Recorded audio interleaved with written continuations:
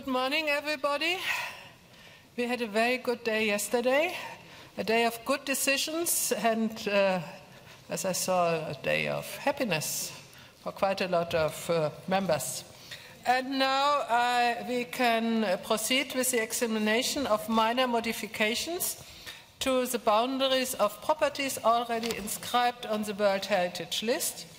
You will find all the related draft decisions in document 8b.8. I'm going to call again on UCON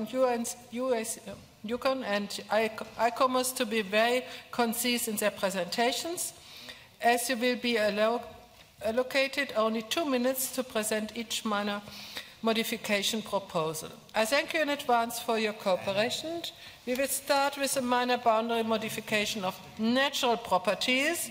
And now I invite IUCN to present the proposed minor modification of the Lena Pillars Nature Park, Russian Federation.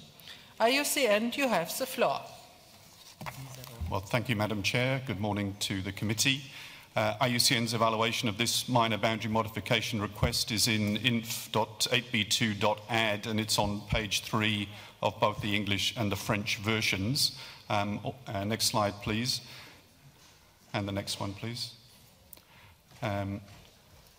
Okay, so Lena Pillars Nature Park was inscribed on the World Heritage List at the 36th session of the World Heritage Committee, and in its decision to inscribe the property, the committee requested the state party to, and I quote, consider including the Sinyaya component of the Lena Pillars Nature Park and relevant areas of the Lena River that are necessary to strengthen integrity within the property. The proposed modification that's made adds exactly that component that the committee requested as a serial addition, and this is an area that was reviewed by both the previous IUCN evaluation missions and also an advisory mission. Next slide, please. This proposed addition contains the visually most impressive and geomorphologically most instructive examples of carbonate pinnacles in the region. They add to the already impressive pillar landscapes that are included in the much larger existing area of Lena Pillars Nature Park. Legal protection appears to be secure because these additional areas are in fact within the same protected area, protected under the same federal law, managed by the same local organisations and in harmony with traditional use. Noting some recommendations on essential management issues, IUCN considers unreservedly that the committee should approve this minor modification, and although a minor modification for this site brings to the end a major issue that we had previously seen the committee raised in a very satisfactory way. The draft decision, Madam Chair, is at page 5 in both the English and the French versions of 8b-add. Thank you, Madam Chair. Thank you. IUCN, are there any comments? No. Then I can now go to the adoption. I declare decision 39.8b.40 adopted.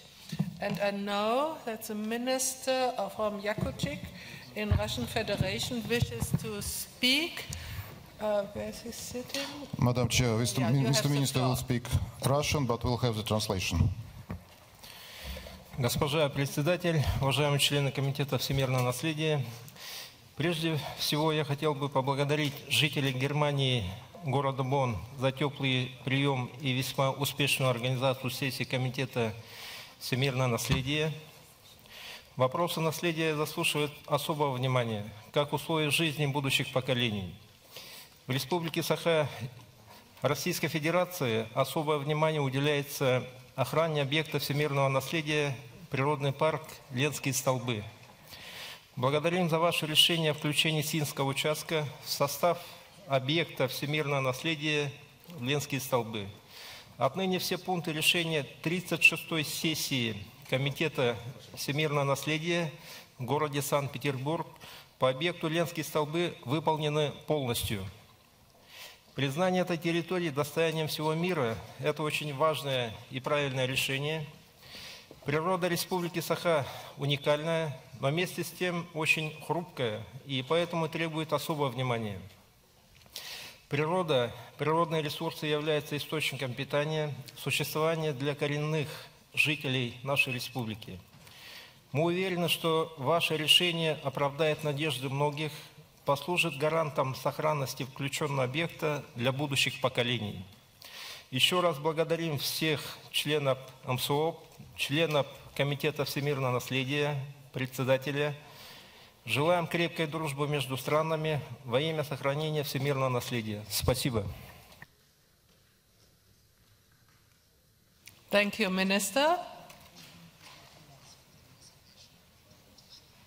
Thank you. And now I invite IUCN to present the proposed minor modification of the Darien National Park, Panama. You have the floor. So, thank you, Madam Chair. IUCN's evaluation of this minor boundary modification is in page 9 of our English version report and page 3 in the French. Next slide, please. This national park, Darien National Park, was inscribed in 1981 under 3 natural criteria. The details of the proposal before you appear to be identical to those that were presented at the last session, the 38th session, proposing to add 2 areas of around 31,000 hectares in total, which in principle would be welcome addition of areas of high conservation significance to the property with some additional attributes that are not currently represented inside its boundaries. However, next slide please. However, there are unresolved issues. The committee referred back this property last year, and in summary, the main requests made by the committee last year remain to be addressed, namely the necessary national legal status is not yet in place, consultation with Indigenous peoples whilst it has progressed is not yet complete, and there is a need for more precise mapping and further information on the specifics of the values.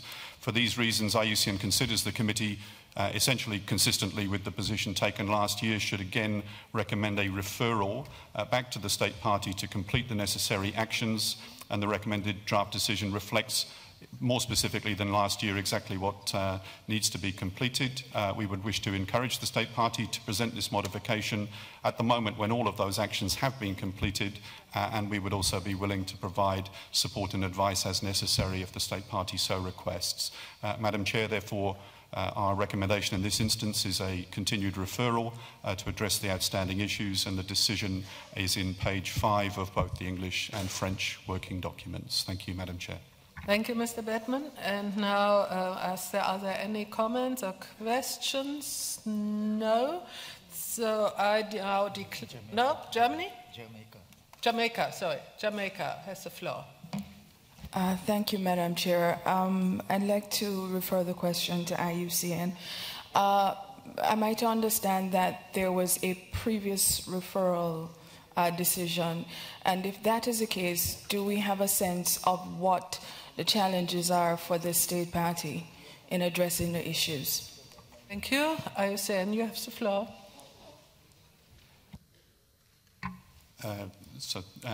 Thank you, Chair, for the floor again, and thank you, Jamaica, for the question. I think probably the single challenge is just enough time to deal with the issues of consultation that are required and for the legal process to move forward. We have had interactions quite recently within Panama with the responsible authorities, and I think that we're on the same page in terms of the work that is needed, but it just does need a bit more time for those major areas to be addressed. Beyond that, I think the mapping and the need for further definition of values is relatively easy to address. I think it would be helpful for the state party to interact with the World Heritage Centre just to make sure that the mapping is at a large enough scale, considering this is quite a big site, to address that issue. But I think really there's a common analysis here. It's just a case that putting things through the legal system takes time, and completing consultation with Indigenous communities also takes time. The state party themselves would also be a source of information on those questions. Thank you, Madam Chair. Thank you. Any other comments? No. So I now declare decision 39.8b.41 adopted. Right. We will now continue with the minor boundary modifications of cultural properties. I now invite ICOMOS to present the proposed minor modification of the Abbey Church of Saint-Savin-sur-Garton, Panama. ICOMOS, you have the floor. Thank you, Madam Chair.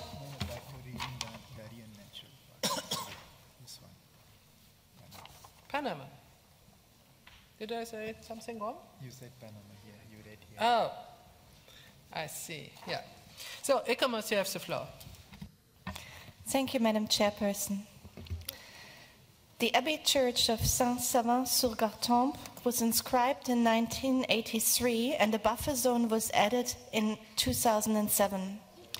The present boundaries correspond exactly to the outer walls of the Abbey Church. The minor boundary modification request proposes to extend the boundaries to encompass not only the architectural structure of the Abbey Church, but the extent of the ancient abbey's property, which comprises part of the convent structures and its gardens, which have not yet been urbanized.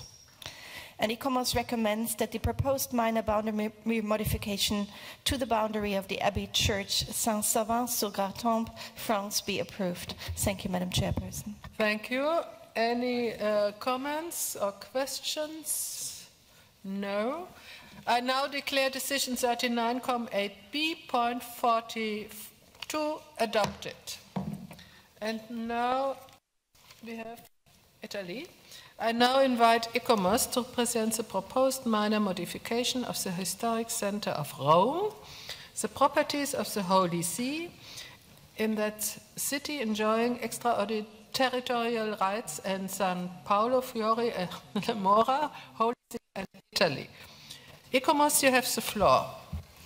Thank you, Madam Chairperson. The Historic Center of Rome was inscribed on the World Heritage List in 1980 without clearly delineated boundaries or buffer zone. In 1990, the property was extended to include extraterritorial properties of the Holy See. In 2009, as part of the retrospective inventory initiative, a map was provided and approved by the committee in 2010, but there's yet no buffer zone. The current boundary modification is based on the recognition that the 2009 submission did not follow recommendations Icamos had made in the context of the 1990 extension of the property, which was to also include the walls built by Pope Urban VIII.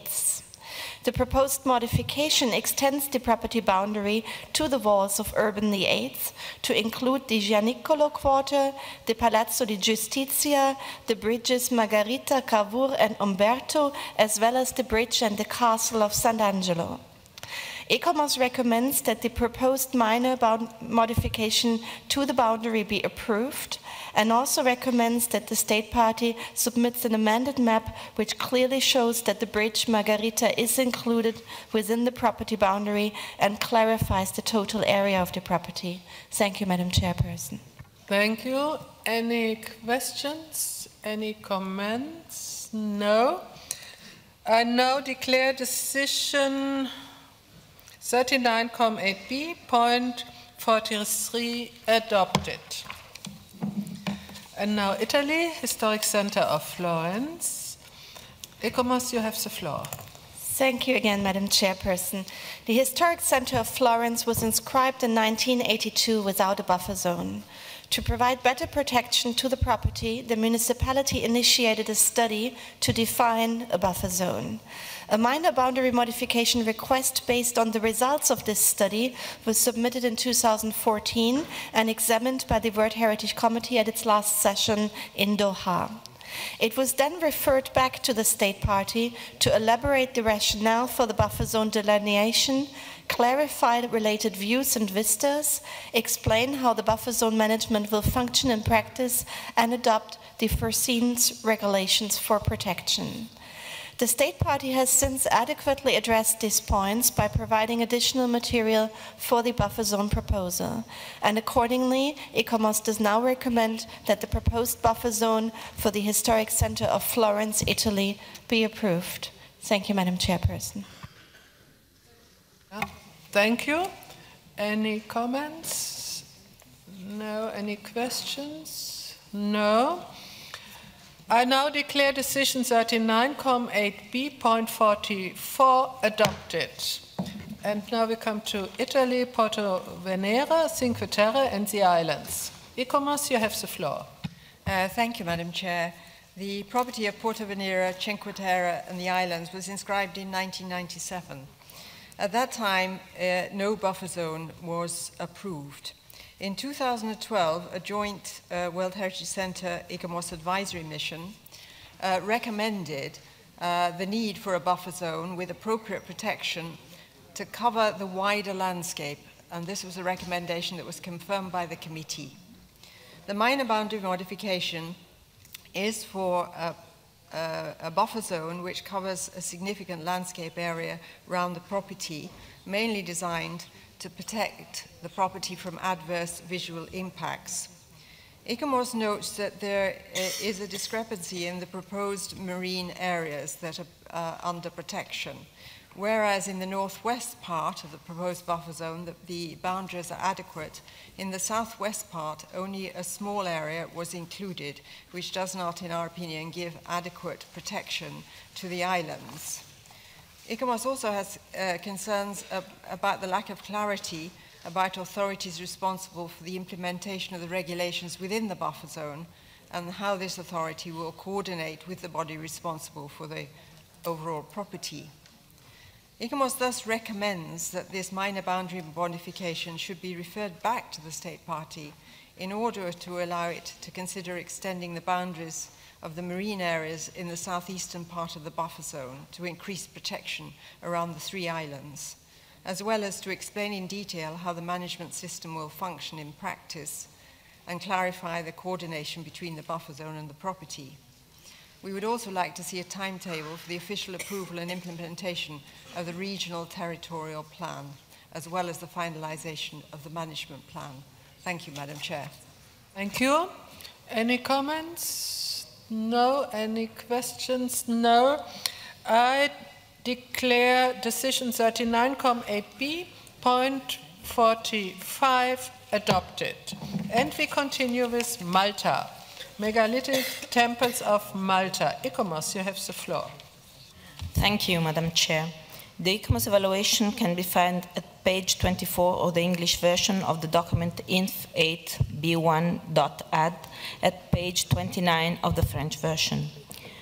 Within the framework of the retrospective inventory exercise, the state party submitted revised maps showing the 6 components with respective buffer zones, which, although recognized nationally, were not officially adopted by the World Heritage Committee. The state party, therefore, submitted a proposal for the creation of the buffer zone, and at its 38th session, the World Heritage Committee referred back the proposal to the state party so as to provide textual description of the boundaries of the buffer zones and illustrate protection and management arrangements. In response to the World Heritage Committee decision, the state party provided the required clarification on the delineation of the boundaries, which cover different types of zones. For these zones, management arrangements have been set up to control development in these areas and through the structural plans of the Maltese islands. Height limitations have been specified for all zones in the local plans, and additional recommendations from Heritage Malta to insert provision in the strategic plan for the protection of viewsheds are being incorporated into that plan by the Malta Environment and Planning Authority. ICOMOS therefore found that the requirements set out in the decision 38.8b53 have been met by the state party, and the proposed buffer zone for the megalithic temples is recommended to be approved. Thank you, Madam Chair. Thank you. Any comments? Any questions? No. I now declare decision 39.8b.46 adopted. And we continue with Montenegro. Natural and Cultural Historical Region of Kotor. ICOMOS, you have the floor. ICOMOS. Thank you, Madam Chair. The Natural and Cultural Historical Region of Kotor was inscribed in 1979. In 2012, a buffer zone was approved by the committee. However, the property area delineated on the map showing the proposed buffer zone did not accord with that was approved by the World Heritage Committee in 1979 and also as shown in the 2007 management plan. In the absence of an explanation for this discrepancy, the World Heritage Committee asked the state party to provide justification and detailed information on proposed variations to the original 1979 property boundary. The minor boundary modification that has now been proposed by the State Party is in effect not a modification. The boundary proposed appears to follow the same line as shown in the 2007 management plan and as inscribed in 1979. The buffer zone remains as approved in 2012. No additional information or explanation has been provided. ICOMOS therefore concludes that the State Party agrees to keep the boundary as inscribed in 1979. We therefore recommend that this proposed modification, which in effect is not a modification, should be approved, but we also recommend that the State Party ensures that the management plan incorporates the correct boundary as inscribed in 1979, and further recommends that the management plan should integrate the relevant municipalities with responsibilities for the property and the buffer zone and coordinate their activities. Thank you. Thank you. Any comments? Any questions? No. I declare decision 39.8b.47 adopted. And now we turn to Spain, 2 sides. ICOMOS, you have the floor. We started with the first one. You start.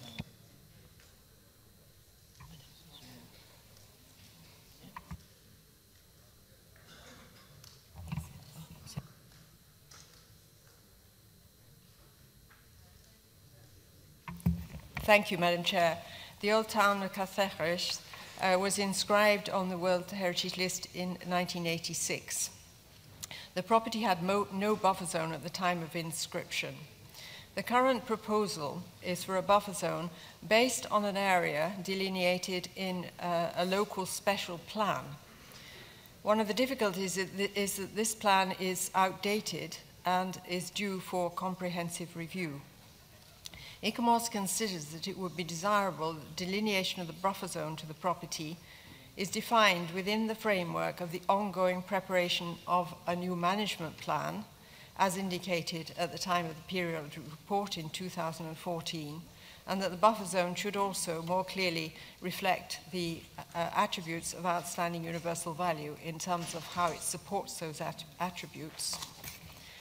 ICOMOS therefore recommends that the minor boundary modification be referred back to the State Party to allow it to provide further explanation of the rationale chosen for the proposed limits in relation to the maintenance of the outstanding universal value of the property, and to provide further information on the management arrangements for the proposed buffer zone, as well as a timescale for the preparation of the management plan for the property. Thank you, Madam Chair. Thank you, ICOMOS. Any comments? No. Questions? No. I declare decision 39.8b.48 adopted. Now we turn to the Spain, Old Town of Segovia and its aqueduct. You have the floor, ICOMOS. Thank you, Madam Chair. The text of this evaluation can be found at page 26 of the English version of document inf.8b1 ADD and at page 21 of the French version. This is a proposal for a buffer zone. Within the framework of the retrospective inventory exercise, the State Party submitted maps of the property and of its buffer zone. In 2012, a proposal for the creation of a buffer zone was referred back to the State Party so as to provide textual description of the buffer zone itself and the protection measures in place. The currently proposed revised buffer zone covers the entire length of the aqueduct, and it encompasses areas protected for historic or landscape values. The property and buffer zone are both protected by special plans, although the State Party has not explained how measures contained in these plans ensure the control of height or of possible new buildings and the protection of view sheds. ICOMOS anyway recommends that the proposed buffer zone be approved, but also recommends that the State Party submit a report by 1st December this year detailing how the buffer zone will ensure the required protection. Thank you, Madam Chair. Thank you. Any comments? No. Questions? No. I declare decision 39.8b.49 adopted. And now United Kingdom, heart of Neolithic Orkney. ICOMOS, you have the floor. Thank you, Madam Chair. The text of this evaluation can be found at page 30 of the English version of document inf.b81.add and at page 31 of the French version. The settings of the two groups of monuments forming the property are significant in terms of interconnected ridgelines and expansive views and allow for visual connection with the larger archaeological landscape supporting the value of the property. When the property was nominated, two levels of buffer zones were proposed, an inner and an outer buffer zone, and therefore each element was surrounded by two levels of buffer zones. The present proposal aims at unifying the myriads of buffer zones and to build consistencies among the buffer zones, the management plan provisions, and the local development plan. It introduces a sensitive area that creates continuity among sites and their buffer zones and strengthens the protection through a supplementary planning guidance. ICOMOS therefore recommends that the proposed minor boundary modification to the boundaries of the buffer zone be approved. Thank you, Madam Chair. Thank you. I ask again, comments, questions? No. I declare decision 39,8b.50 adopted. And now the United States of America, Monticello, and the University of Virginia in Charlottesville. You have the floor, ICOMOS. Thank you, Madam Chair. The ICOMOS evaluation can be found at page 19 of the English version of document inf.b81.add and at page 15 of the French version. At the time of the inscription, the map submitted was considered inaccurate by the state, has been considered inadequate by the state party in that it includes parcels of land which were never part of the estate, while excluding other ones that were in fact part of the property. The present modification aims at adjusting this inaccuracy and does not affect the legal protection or the management arrangements. ICOMOS therefore recommends that a minor boundary modification to the property be approved. Thank you, Madam Chair. Thank you. Any questions? Any comments? No. I now declare decision 39,8b.51 adopted. And now we will continue with our item agenda 8b and proceed with the adoption of the 12 statements of outstanding universal value of properties inscribed at the 38th session in Doha last year. You will find the 12 statements in document 8b. I now invite Mr. Balsamo to present this point. Mr. Balsamo, you have the floor. Thank you, Madam Chair. At this last session in 2004 in Doha, the committee provisionally adopted several statements of OUV of properties which were originally recommended for either deferral or referral. And 12 of these statements are presented now in document 8B-AD and concern the following properties: Capacñan Andean Road System by Argentina, Bolivia, Chile, Colombia, Ecuador, and Peru. The Grand Canal, China. Carolingian Westwork and Civitas Corvée, Germany. Shari Sokhta, Iran. Erbil Citadel, Iraq. Ancient Maya City and Protected Tropical Forest of Calakmul, Campeche, Mexico. Pew Ancient Cities, Myanmar. Palestine, Land of Olives, Wines, Cultural Landscape of Southern Jerusalem, Batir, Palestine. Historic Jeddah and the Gate to Mecca, Saudi Arabia. Bursa and Kumajlis, the birth of the Ottoman Empire, Turkey. Pergamon and its multi-layered cultural landscape, Turkey. And monumental earthworks of Poverty Point, United States of America. These statements have been refined with cooperation of the advisory bodies and the concerned state parties, and they are now ready for adoption, and draft decision 39,8b.52 is on page 9 of both the English and French version of document 8B-AD. Thank you, Madam Chair. Thank you. Are there any comments? No? Questions? No? I now declare decision 39,8b.52 adopted. Thank you so much. And now I would like to ask the Vice President to chair the following item. Thank you.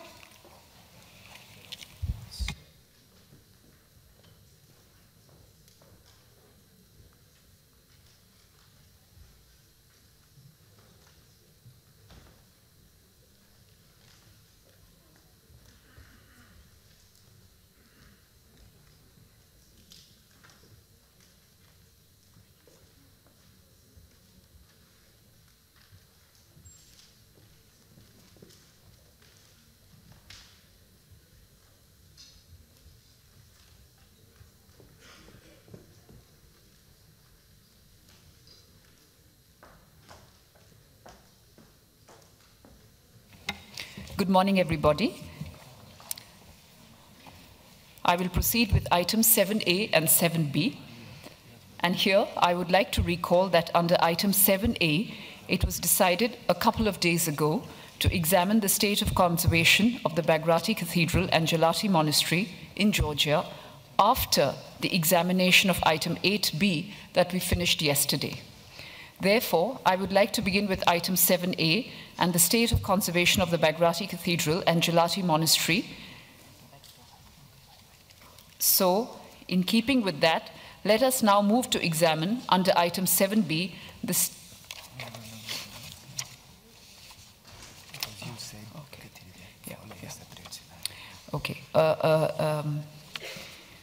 I correct myself. I begin with item 7A and the state of conservation of the Baghrati Cathedral and Gelati Monastery. I give the floor now to Mrs. Anna Sidorenko of the Europe and North America Unit of the World Heritage Center to present this information on the state of conservation of the Baghrati Cathedral and Gelati Monastery. Over to you. Thank you, Madam Chairperson. The report on state of conservation of Baghrati Cathedral and Gelati Monastery is on page 74 in English and page 77 in French of document 7A. After the publication of the report, the Secretariat received new information from the state parties. On 15th of May, the state party provided comments regarding the review by ICOMOS of a project of the Gelati Visitor Center, as well as submitted additional information requested by ICOMOS. On 1st of July, the state party submitted a revised management plan for Gelati Monastery and its buffer zone, finalized with the financial support of the World Bank. Thank you for your attention. Thank you very much. I will now invite the committee members to express their comments. Committee members? Since I do not see any comments, I will move now to an adoption of draft decision. ICOMOS, you have the floor yet again. For the first time, sorry, my mistake. Thank you, Madam Chair. ICOMOS would like to note the information received from the State Party on management and protection, particularly the completed management plan, which and this developed in close cooperation with the local authorities, as well as the Patriarchate of Georgia. And this material will be presented at the 40th session in 2016 within the framework of the examination of the major boundary modification. Given that the major boundary modification discussed yesterday was referred, the serial property should remain on the World Heritage List in danger. Thank you, Madam Chair. Thank you very much, ICOMOS. And if there are no more committee members taking the floor, I will turn to the rapporteur to present draft decision 39-7A40. Thank you, Madam Chairperson. Yes, in fact, Turkey has presented an amendment on this draft decision. The amendment alters paragraph number 4 of the draft decision, so it becomes the following. The World Heritage Committee, according to Turkey, the World Heritage Committee notes the information provided by the state party inter alia on the implementation of the recommendations of the ICOMOS advisory mission and the revision of management plan for Gelati Monastery. That's the whole amendment. That's what they presented. Thank you. Thank you. Thank you very much to our rapporteur. Any comments from committee members? Again, ICOMOS. Thank you, Madam Chair. ICOMOS would like to suggest that at the end of the sentence that had been inserted in paragraph 4, that we could add, which will be presented to its 40th session in 2016 within the framework of the examination of the major boundary modification dossier.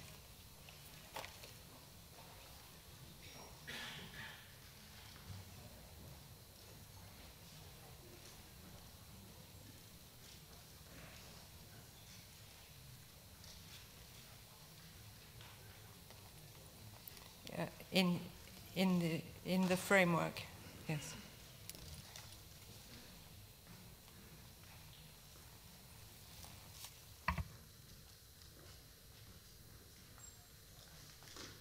Thank you, ICOMOS. With that very slight modification made by ICOMOS to the Turkish amendment, I take it that everyone is satisfied, including the ambassador of Turkey, who is nodding. So, with that, we will move now then to the adoption of draft decision 39-7A40 as amended. Adopted.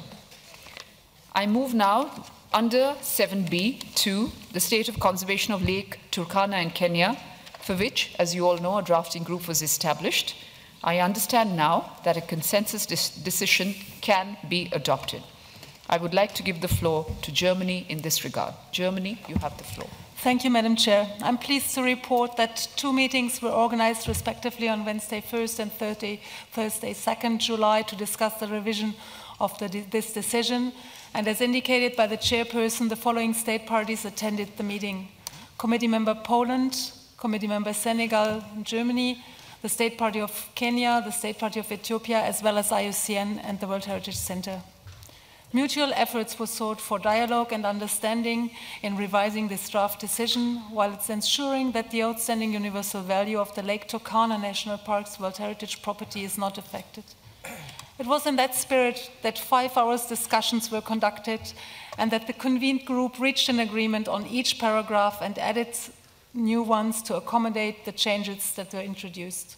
The main focus of this decision is about the implementation of the strategic impact assessment on the outstanding universal value of the property and the requests to the states parties of Kenya and Ethiopia to continue to make all efforts to ensure protection of the OUV of the property and that outstanding issues are properly addressed in the existing joint ministerial commission in line with the established procedures of the World Heritage Convention. We all thank the Chief of the Africa Unit of the Center for facilitating the discussion and IUCN for its valuable input, as well as all states parties who participated for the spirit of consensus. We hope that the revised text can be adopted by the committee now. Thank you, Madam Chair. Thank you very much, Germany, for that. And if there are no more committee members wishing to pronounce, I will move to adopt draft decision 39-7B4 revised. Adopted. And with that, upon request, I will give the floor to the State Party of Ethiopia. You have the floor. Before that, committee member Senegal must have the floor. Senegal, you have the floor. Merci Madame la Présidente. C'était juste pour demander effectivement à ce qu'on donne la parole à l'État parti et peut-être aux 2 États partis et peut-être juste dans le paragraphe 5, corriger une toute petite faute de français. Au lieu de une groupe, vous mettez un groupe. C'est tout. Merci beaucoup. Thank you, Senegal. And in response to that, now I will give the floor to both the states parties. Ethiopia, you have the floor first. Madam Chairperson, thank you for giving me the floor. I would like to thank the State Party of Kenya, whom we have excellent relations for working together on this issue. Kenya and Ethiopia have excellent relations and have been working to develop their nations, that is to achieve economic and social development and conservation of all our heritage. We would like to thank member states that have demonstrated confidence and support to Kenya and Ethiopia. We would like as well to thank the World Heritage Center and the IUCN and member states that engaged in consultation. As Germany stated, it went It was really excellent consultation that we had for today's. Madam Chair, in Ethiopia, we believe that green growth and conservation of our heritage go hand in hand, and all can be achieved without compromising one. As a result of this, we in Ethiopia have put a strategy to achieve a mid-income country in 10 years' time by 2025, zero net gas emission by 2025. Our development strategy embraces to achieve, promote our heritage so that it can contribute to our development efforts as well. Thank you for the concern expressed. We, Kenya and Ethiopia, are committed to work on strategic environmental study and present report accordingly. Thank you, Madam Chair. Thank you, Minister. It is indeed reassuring to hear of that commitment on the part of both states parties. I give the floor now to Kenya. Thank you, Madam Chair, for giving us this opportunity. Kenya want to reiterate that we have very good neighbor relations with Ethiopia, and we want to thank the State Party of Kenya for engaging us on this issue, and that the doors of discussions to make sure that Lake Turkana does not lose its OUV continue, and will continue even outside the committee. This decision was taken after long hours of deliberation, and we would want to thank the committee members of Germany, Poland, and Senegal for engaging us to deliberate on this decision. We also want to thank the World Heritage Center, the Africa section, and IUCN, who were able to give us a lot of technical advice while we were negotiating this decision. Kenya is committed to make sure that this site continues and it will be there for prosperity. And thank you very much, Madam Chair. Thank you very much, Kenya. And with the comments of both states parties, we close an examination of this item and move to item 7. Colleagues, I recall that it was decided to examine 39.7 on the state of conservation. As you know, this item remained open at the request of the committee for examination after our debates on items 7A and 7B. Therefore, I would like to know if there are any comments on this matter. I give first the floor to the representative of Poland, who had requested for a postponement of this item. Poland, you have the floor. Thank you, Madam Chair.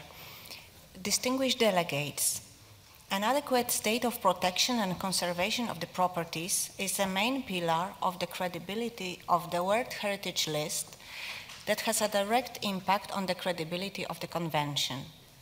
In cases when a problem or a threat arises, the reactive monitoring process, understood as an international assistance, plays a vital role. At this point, we would like to thank the Secretariat and the advisory bodies for their commitment and all efforts put into conducting this process and preparation of all documents for the committee session. The reactive monitoring is an important tool, but unfortunately not easy to use. It demands deep knowledge of a particular site and its local situation, strategic vision, ability to present problems, and much more. As a committee member, we pay utmost attention to find a solution which is operational and help the countries in their responsibility to protect and conserve World Heritage sites. From this perspective, it is important that the committee has got the fullest possible insight into the monitoring process.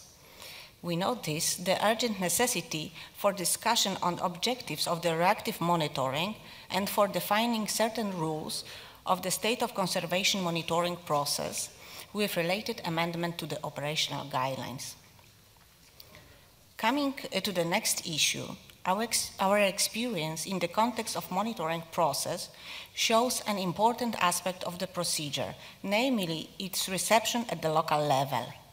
Above mentioned includes both involvement of the local communities in heritage protection and their commitment for the implementation of the committee's recommendations. There are situations when the justification for committee's decision is unclear and divergence arises between the general principles adopted in the operational guidelines, in example, the Sustainable Development Principle, and the assessment of an individual case. When the presented assessment does not reflect a wider social context, it is difficult to expect that local community to positively respond to issued decision and actively commit in eager implementation of the recommendations. From this perspective, we would like to stress the importance of the capacity building concerning environment and heritage impact assessments, starting from the property management level to the committee itself at the very end. Thank you. Thank you very much, Poland. Among committee members, Finland has asked for the floor. You have the floor. Thank you, Madam Chair. Having followed the deliberations of the committee on items 7A and 7B, we have identified several relevant issues which we wish to be reflected in the decision. First, adequate management systems and plans. Second, poaching and the need for international cooperation to resolve these issues. And third, the importance of cumulative impacts on the outstanding universal value of either natural or cultural properties and the need to address this in environmental and heritage impact assessments. And fourth, the urgent need for timely delivery of state of conservation reports for better and more informed decision-making in the committee. As mentioned by Poland, we have submitted amendments in this regard. Thank you, Madam Chair. Thank you very much, Poland, for that. Any other committee members? If not, I will turn to the IUCN. You have the floor. So, thank you, Chair, and thanks for the comments. And we welcome that the committee wishes to open a discussion on a number of points in this regard. If I can just respond briefly to the points that were raised, and ICOMOS may wish to add with your permission. The first, in terms of the operation of reactive monitoring missions, I think it certainly would be welcome to reflect further on how the missions work, and also to broaden the type of conversation that we've had about the upstream process and the need for dialogue to include consideration of the missions. But the point I would make in terms of the specific intervention that each mission represents is that what is important is that the committee focuses on the decision that it takes, because it is essentially the decision that you take that gives the mandate for the mission that then follows. So I think the most important issue beyond general framing of the way the mission works is to look at the issues as they are described in the decision and to check that it conforms to what you wish to be investigated. I think we'd also really agree that the focus on heritage impact assessment and environmental and social impact assessment is a crucial observation that where capacity building is needed. One of the problems with the monitoring systems that we have in this convention is it is reactive monitoring, and when we talk about development applications reacting when they are at a stage of proceeding to be implemented and where good assessments have not been made from the earlier stages, as we know, it can be very difficult at that stage for the committee or for the state party itself to often deal with corrective measures that are needed. So we need to see a much more proactive approach on issues, and we would agree with Poland that environmental and social impact assessment is the crucial issue there. Beyond that, Finland mentioned briefly just 4 points, all of which we would agree are crucial. Cumulative impacts we would see folding into the need for both strategic and specific environmental assessment procedures. Adequate management systems, we also agree, and colleagues in ICROM have made these observations as well before. If you diagnose what are the problems that, in general terms, that we are addressing, the absence of the required documented management systems or management plans, which is a very much entry-level requirement for a new nomination, is quite often the problem that we're seeing taking place on the ground. Timely delivery of state of conservation reports is also a key issue. I think if we followed the Centre's presentation of the evolution, we've seen that over the last 3 or 4 years, the the number of state of conservation reports that are submitted by state parties on time has now slipped from 55% to 45%, so it's less than half of the reports that the committee requests from states parties being delivered on time, and that creates a problem because we know we have so little time to prepare the state of conservation reports. If I just may take the last point, Madam Chair, which was Finland's comment on poaching, and more generally, I'd just like to broaden an observation about the specific issues that face species conservation in World Heritage areas. And if I can just take an opportunity to share with you briefly that one of the outcomes of this meeting back within IUCN has been a response from our SOS program, which is a funding coordination program considering how to route funding to species conservation issues, that they've noted that they're working in quite a number of World Heritage sites already, but they would like to move to a situation where our SOS fund has a more systematic window for species conservation needs that are being identified within World Heritage sites, so it becomes a theme of the SOS fund, and they'd like through me to convey an interest to discuss with any interested states parties a way in which we can assist devolving funding, which is essentially a clearinghouse working a bit like our advisory body role here with donors, to connect donors to the needs on the ground for species conservation. And that's the offer from the Save Our Species program of IUCN. Thank you, Madam Chair. Thank you very much to IUCN. I give the floor now to ICOMOS. Thank you, Madam Chair. ICOMOS welcomes the chance to offer a few observations on the key issues that have emerged from the overall SOC presentations. One of these that has come out strongly is the need to respect complexity in properties. Multiple nuanced approaches are needed to reflect local circumstances and the political and cultural context of particular properties. I think those roughly translated were the words of the Honourable Delegate from Senegal, but it was something that was echoed by many people during the course of the discussions.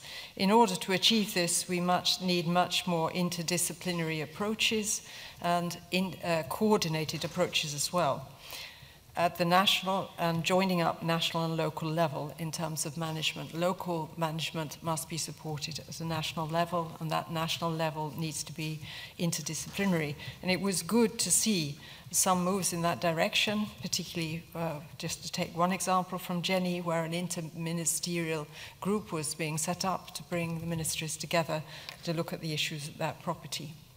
In urban areas especially, fostering livelihoods through economic and social development is fundamental to sustaining the attributes of outstanding universal value. And as the Honourable Delegate from Poland has just mentioned, the need to join up sustainable development and define how the particular issues at properties relate to that overall concept needs much further thought. And ICOMOS suggests it particularly needs further thought in defining how sustainable development is relevant and applicable to cultural properties. One of the things we have also seen is where inappropriate development is the result of weakness of management systems. And that again seems to relate to the lack of coordination in many properties. Sometimes these weaknesses are severe, and one can see the threats that will emerge if this continues. But the issue is how we reverse this failure. Reactive monitoring missions are highly useful, but they're only one tool. And certainly in one or two properties that have been discussed this year, the need for sustained dialogue has been suggested in order to try and find measures to overcome these failures in a short space of time. And in 3 properties in particular, this was what was suggested. But this sustained dialogue and intensive support, if we can put it that way, is resource intensive, and it is not clearly not possible to roll it out to very many properties. Just a couple more comments I'd like to make. The list of World Heritage in danger. The message has been repeated several times that the inclusion on the list of World Heritage in danger is not a punishment, but could be, or perhaps should be, seen as an opportunity to, again, offer intensive support and collaboration to overcome the problems that the properties face. And finally, given the amount of issues we've seen resulting from from conflicts in many properties. There appears to be an emerging need for a conceptual policy framework for reconstruction of cultural properties following conflicts or, as well, natural disasters. Issues of authenticity, integrity, materials, structure, risk management, and so on, as well as support for cultural identity, would all seem to be issues that could be very usefully addressed, and ICOMOS would certainly welcome dialogue on how the advisory bodies might be engaged in this process. Thank you very much. Thank you very much, ICOMOS. I turn now to adopt Draft Decision 39-7, contained in Part 4 of the document concerning this item, and here I will turn to our rapporteur to present the amendments.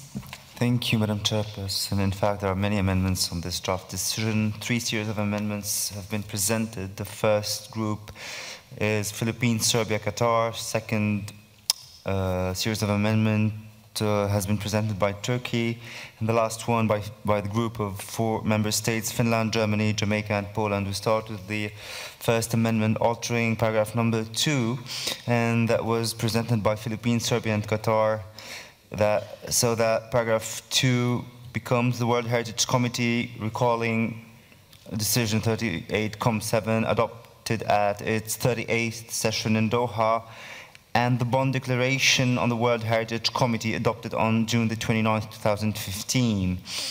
The second amendment alters paragraph number 6, and it has been presented by Turkey.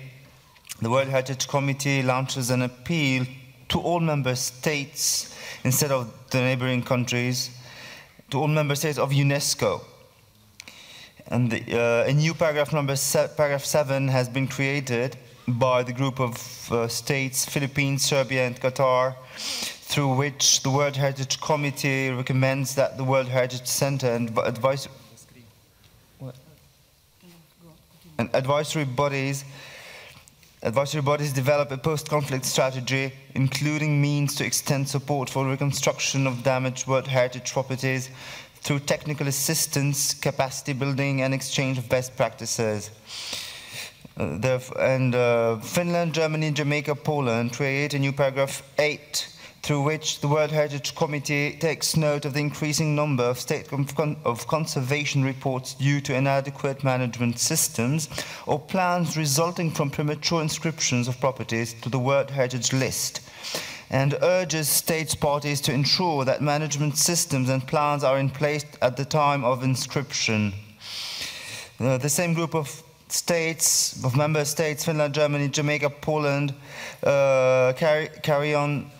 carries on with their amendment, and a new paragraph 9 states that the World Heritage Committee notes with utmost concern the continuously increasing pressure associated with and the growing impacts from poaching on the outstanding universal value of many natural World Heritage properties and the increasing involvement of organized crime, and reiterates its call for strong international collaboration and coordination inter alia with the Secretariat of the Convention on International Trade in Endangered Species of Wild Fauna and Flora, CITES, and with the full engagement of transit and destination countries to control the illicit trade in wildlife and its products. In the new paragraph 11, the same group of countries consisting of Finland, Germany, Jamaica, Poland, and in its line 6 in the English version, they add including assessment of cumulative impacts. A new paragraph 14 with the same, we carry on with the same group of member states, Finland, Germany, Jamaica, Poland. In the new paragraph 14, in the knowledge management of the state of conservation reports, the WHC urges states parties to submit to the committee through the Secretariat by the statutory deadline the reports on the state of conservation. And that has been the whole amendment. Thank you very much, Madam Chairperson. Thank you to our rapporteur. That's a fairly impressive set of amendments. Any comments? Germany, you have the floor. Thank you, Madam Chair. As we were co-sponsoring the amendments proposed with this group of 4, we just would like to note that for the last amendment, some part of the amendment in para 11 was only shown in the French text, but missing in the English. It was just the last part of the sentence which was added, and we only see it in the French but not in the English, but we are all fully in line with this part, which was, yeah, it's there. In French it reads, pour assurer une période de dialogue suffisante. This part was missing in the English text. Thank you. If you can ask the center to just add that in the English version, that would be fine. Thank you. Thank you. Thank you, Germany, for pointing that out. Thank you for that. And the Ambassador of Turkey, you have the floor.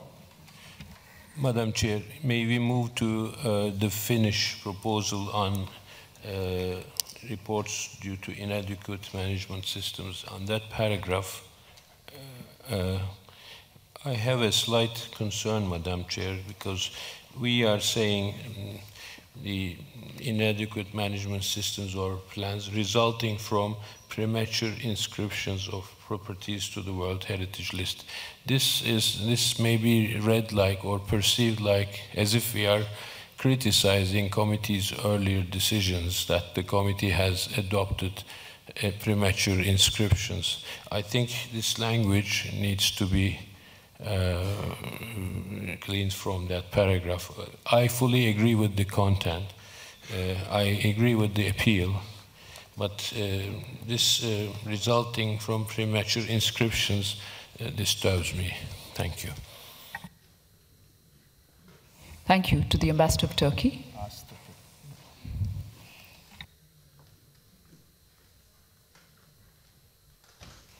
Pursuant to that intervention by the Ambassador of Turkey, I would like to ask whether Finland, Germany, Jamaica, Poland have any comments. And Finland has a comment. You have the floor. Thank you, Madam Chair. The previous speaker, the comment by him is fully acceptable, and this part of the text can be omitted. Thank you, Madam Chair. Okay, thank you very much, Finland, for that. And can you tell us where exactly you'd like the insertion? Deletion? Sorry, Madam Chair, when I read the text, takes note of the inadequate management systems or plans and urge states parties to ensure. It's coming up on screen. Takes note of the increased number of state of conservation reports and, is that? Urges states parties and urges states parties to ensure that management systems and plans. If that is acceptable to the drafting proposing yes, state parties. Of course. And urges, yes. The two must be removed.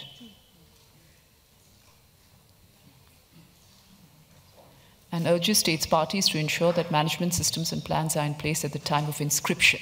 This is the Turkish proposal, and Senegal, you have the floor.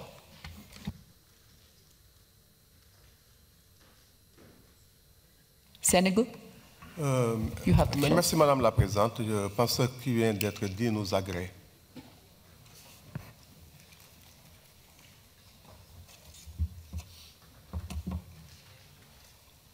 Thank you for that, Senegal.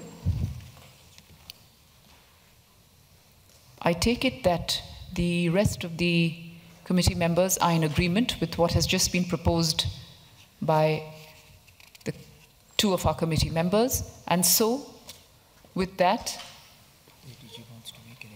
ADG Culture would like to make an intervention here. Over to you.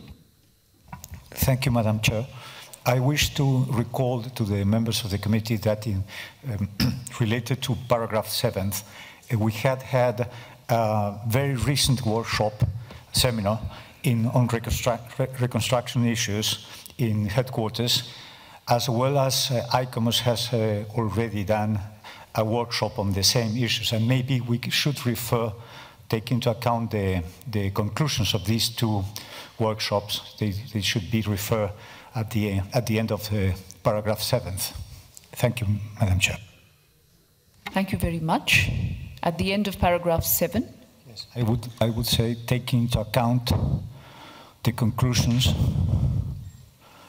made by the two seminars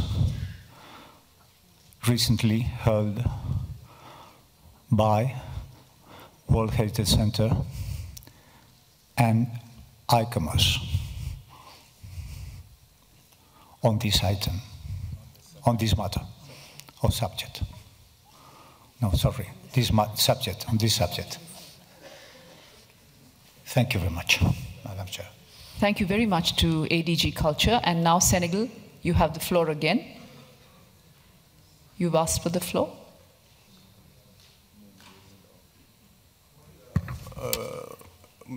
Madame la Présidente, bon, naturellement, nous pensons que cet ajout peut être fait.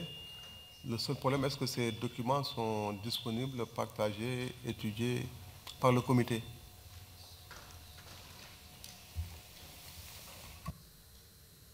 They had not been circulated.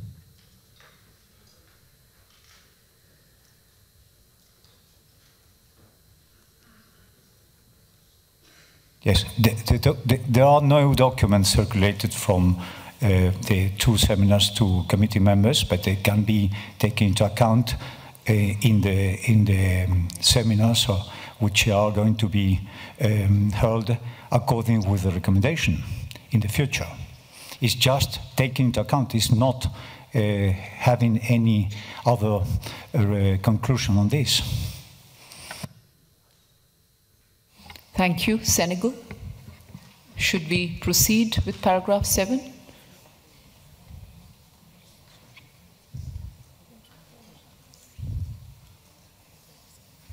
Je prends acte, je n'ai pas de commentaire. Merci.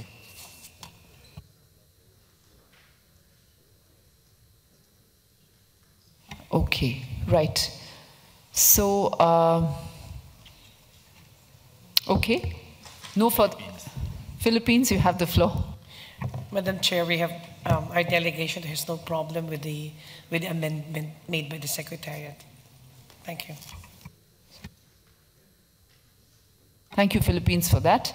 With that now, I think since everyone has spoken, we will now move to adopt draft decision 39-7 as amended on your screens and in the document in front of you. Adopted. Committee members, I wish to inform you that the Bureau decided to examine item 8C tomorrow morning after the closure of item 7A. Therefore, we will now proceed with items 8D and 8E.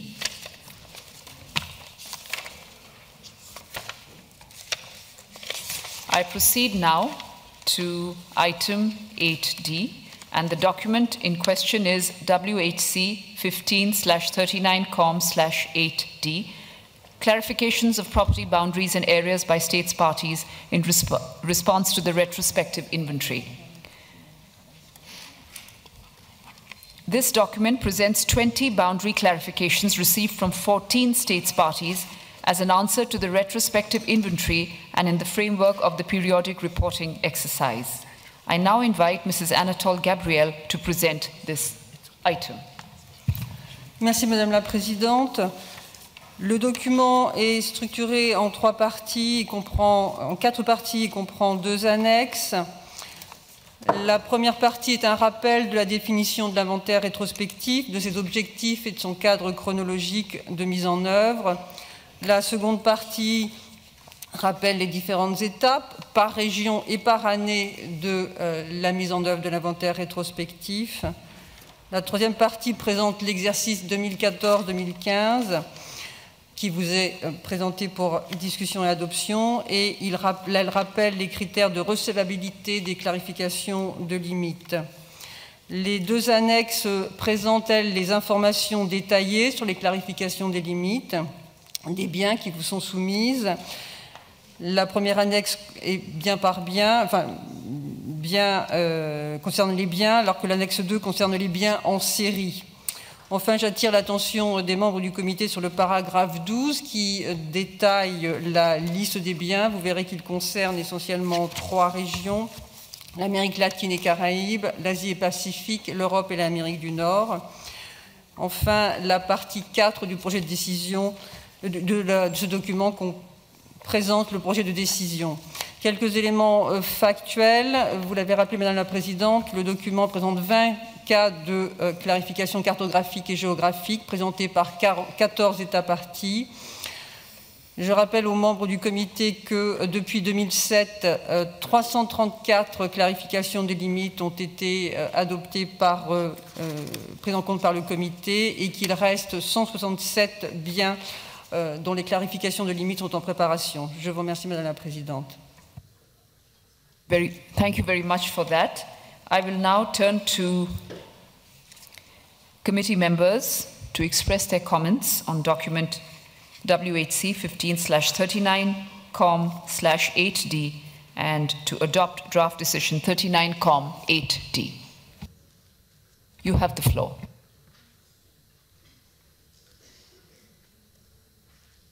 I do not see any response from the floor, and so I will move now to adopt draft decision 39-COM/8D. Our rapporteur has clarified that there are no amendments that he has received. Adopted.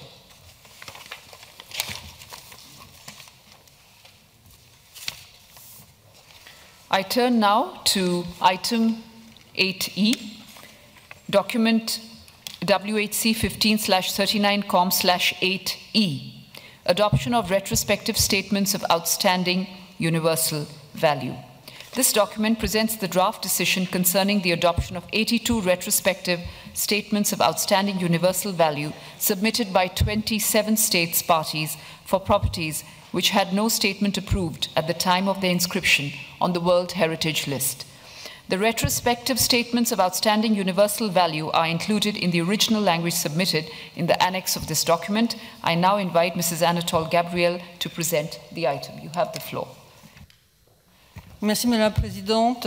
Il y a donc deux parties à ce document. La première est une synthèse de l'exercice et de ce qui est présenté au comité pour adoption. La partie 2 comporte le projet de décision avec la liste des déclarations rétrospectives de valeur universelle exceptionnelle. Il est complété d'une annexe qui présente l'entièreté des déclarations rétrospectives. Quelques éléments factuels là encore. Dans le document contient, vous l'avez rappelé Madame la Présidente, 81 déclarations présentées par 27 États parties. 3 concernent la région Afrique, une simplement la région arabe, 7 pour l'Asie-Pacifique, 55 pour l'Europe et l'Amérique du Nord et 15 pour l'Amérique latine et les Caraïbes. J'attire l'attention des membres du comité sur le fait que c'est un document qui est révisé. Il a été révisé de manière à ne plus inclure une déclaration rétrospective qui est encore à état finalisé entre les organismes consultatifs, le Centre du patrimoine mondial et les États parties. Il s'agit du site de Cluen, Wrangell, Saint-Elias, Glacier Bay, Tashenchini-Halsek des États-Unis d'Amérique et du Canada. Et il y a eu une légère correction apportée à la déclaration rétrospective du site Waterton Glacier International Peace Park qui concerne également les États-Unis d'Amérique et le Canada. J'attire également l'attention des membres du comité sur le fait que depuis le début de l'exercice en 2009, 650 déclarations rétrospectives ont été adoptées par les comités et qu'il reste 214 déclarations rétrospectives en préparation. Je vous remercie, Madame la Présidente. Thank you very much. Any committee members who might wish to take the floor? I see none. And if that is the case, I will move now to adopt draft decision 39-COM/8E Rev, adopted in its entirety. Adopted. I move now to item 9A, document WHC 15/39-COM/9A, progress report on the upstream process. I would like to invite Mr. Balsamo to briefly present this item. Over to you. Thank you, Madam Chair. Document WHC 15/39.com/9A presents the issues related to the upstream process in general, as well as the progress made on each of the selected pilot projects since the 38th session of the World Heritage Committee and further to decision 38.9A. And we gladly note that two of these selected pilot projects, the rock drawings in the Hale region in Saudi Arabia and the Fray Bentos Cultural and Industrial Landscape Uruguay, have been inscribed on the World Heritage List at this session. The success of this project provided another example of how the active support of the advisory bodies, as well as the strong commitment of the concerned state parties throughout the process, were instrumental in their achievement. However, the utility of the upstream process does not only translate into successful handling of the pilot projects, and to this extent, the Danaric Karst serial nomination pilot project reminds us that the upstream process is also aimed at reducing the number of nominations that experience significant problems during the evaluation process. Indeed, despite a good start of the project, there has been no indication of progress reported from state parties regarding this potential nomination, and the proposal included in document 9A is to phase it out. The utility of upstream support in the preparation of nomination prior to their official submission is by now widely recognized, and this kind of help is increasingly applied throughout the World Heritage system under different forms. It must be noted that while the selected pilot projects are a good example of advisory support and intervention, in order to be really effective, the upstream support, as originally foreseen, should ideally intervene at an earlier stage in the process, and more precisely at the moment of the revision of the state parties' tentative list. So we encourage state parties to seek this kind of support on a voluntary basis while preparing or reconsidering their tentative list. Upstream support was one of the topics debated also in the working group on the revision of the operational guidelines that was established at this session. And the result of this discussion will be presented in the report of the chairperson of the working group under item 11 of the agenda of this session. Draft decision 39.9A is on page 4 of the English version of document 9A and on page 5 of the French version. Thank you, Madam Chair. Thank you very much, Mr. Balsamo, for that interesting presentation.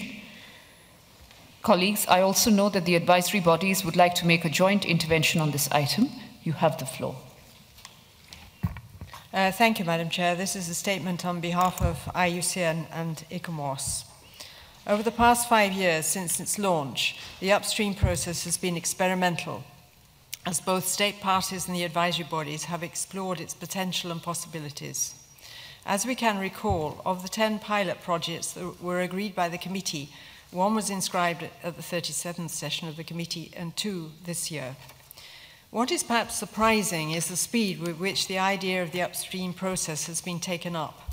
And from the feedback at this committee, the process has also been valued in relation to advice on nominations.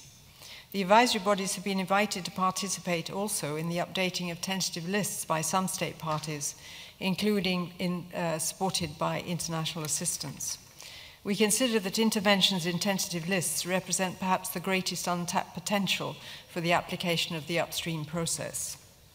A side event on the upstream process was organized by IUCN, ICOMOS and the World Heritage Center on the 2nd of July to present details of the pilot projects and other upstream activities that have been carried out.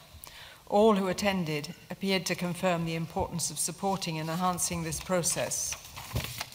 The challenges now are how we mainstream this process so that it becomes an integral part of the Convention, and how we ensure that its use is adequately resourced and also equitable in terms of access to it by all state parties.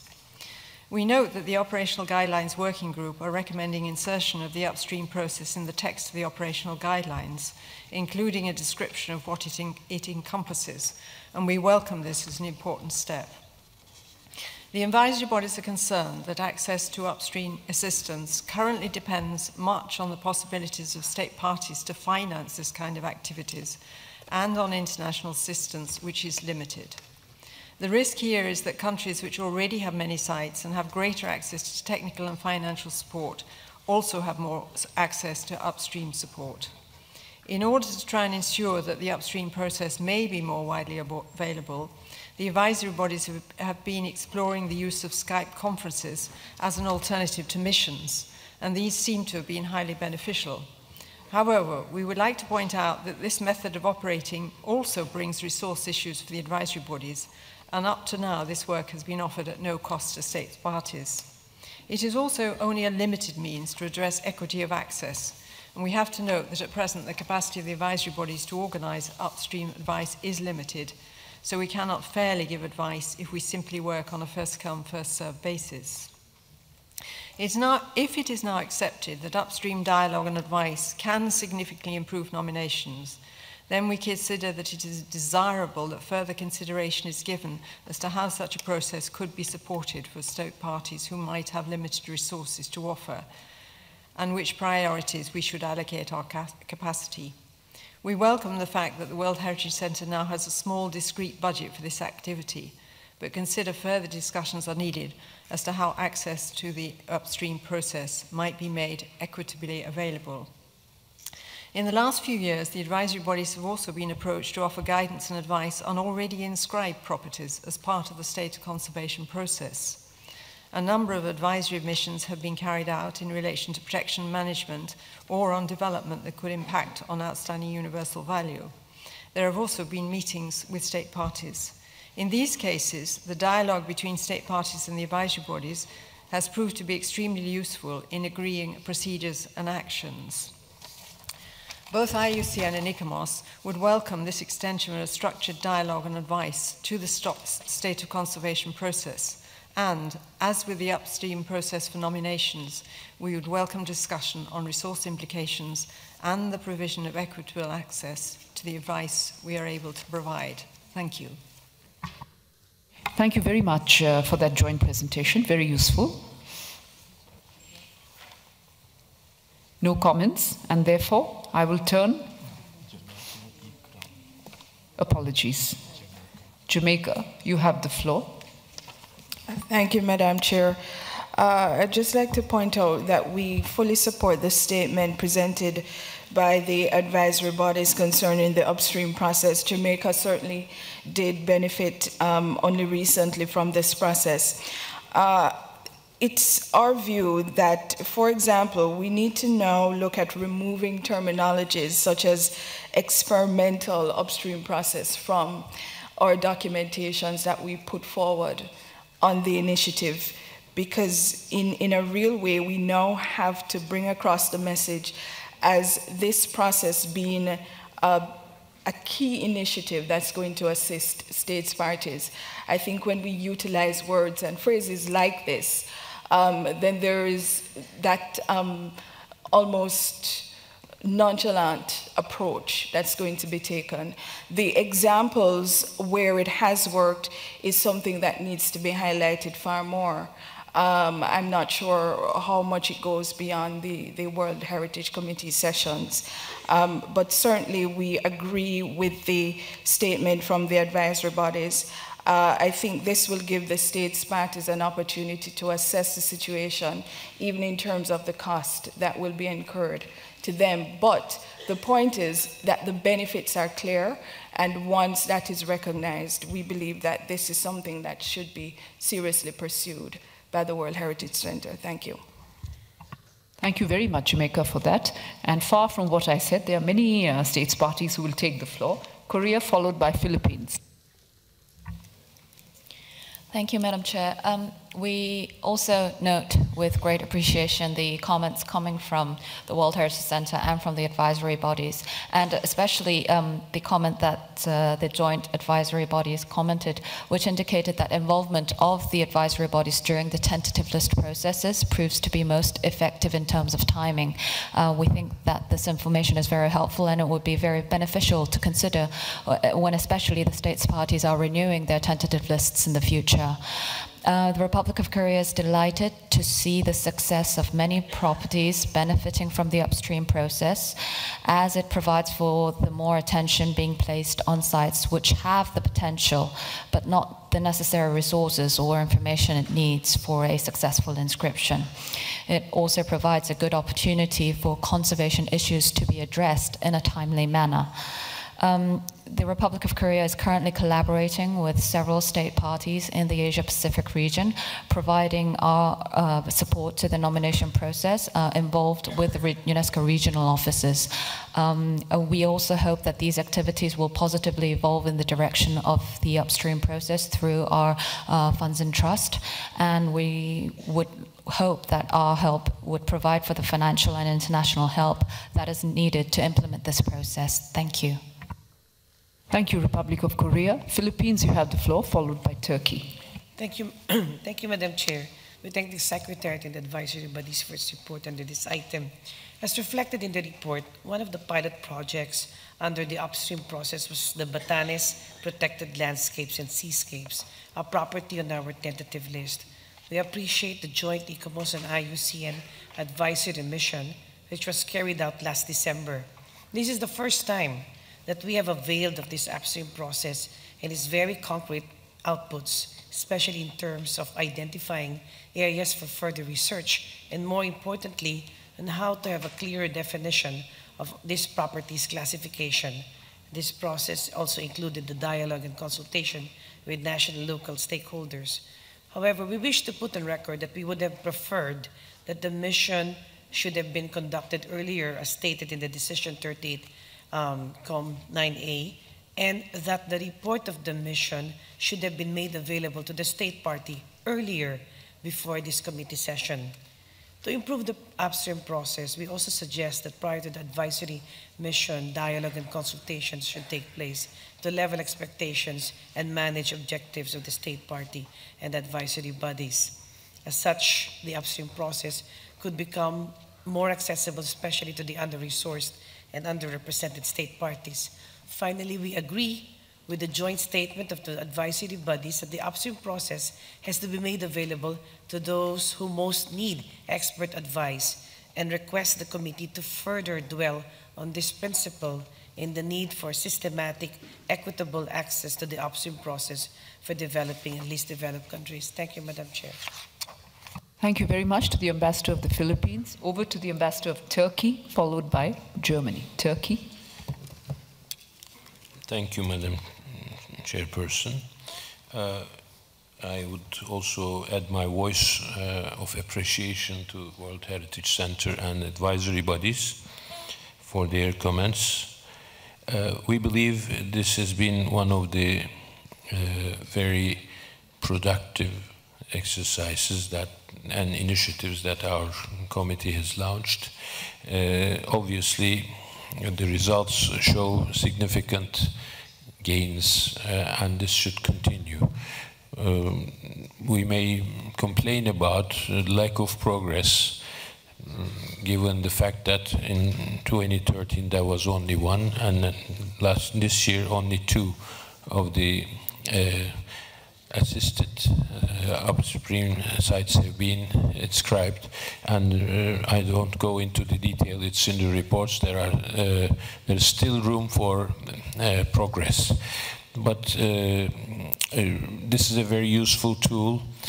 We are going to recommend strongly the forthcoming 40th sessions host authorities to organize a workshop or an expert meeting as a side event.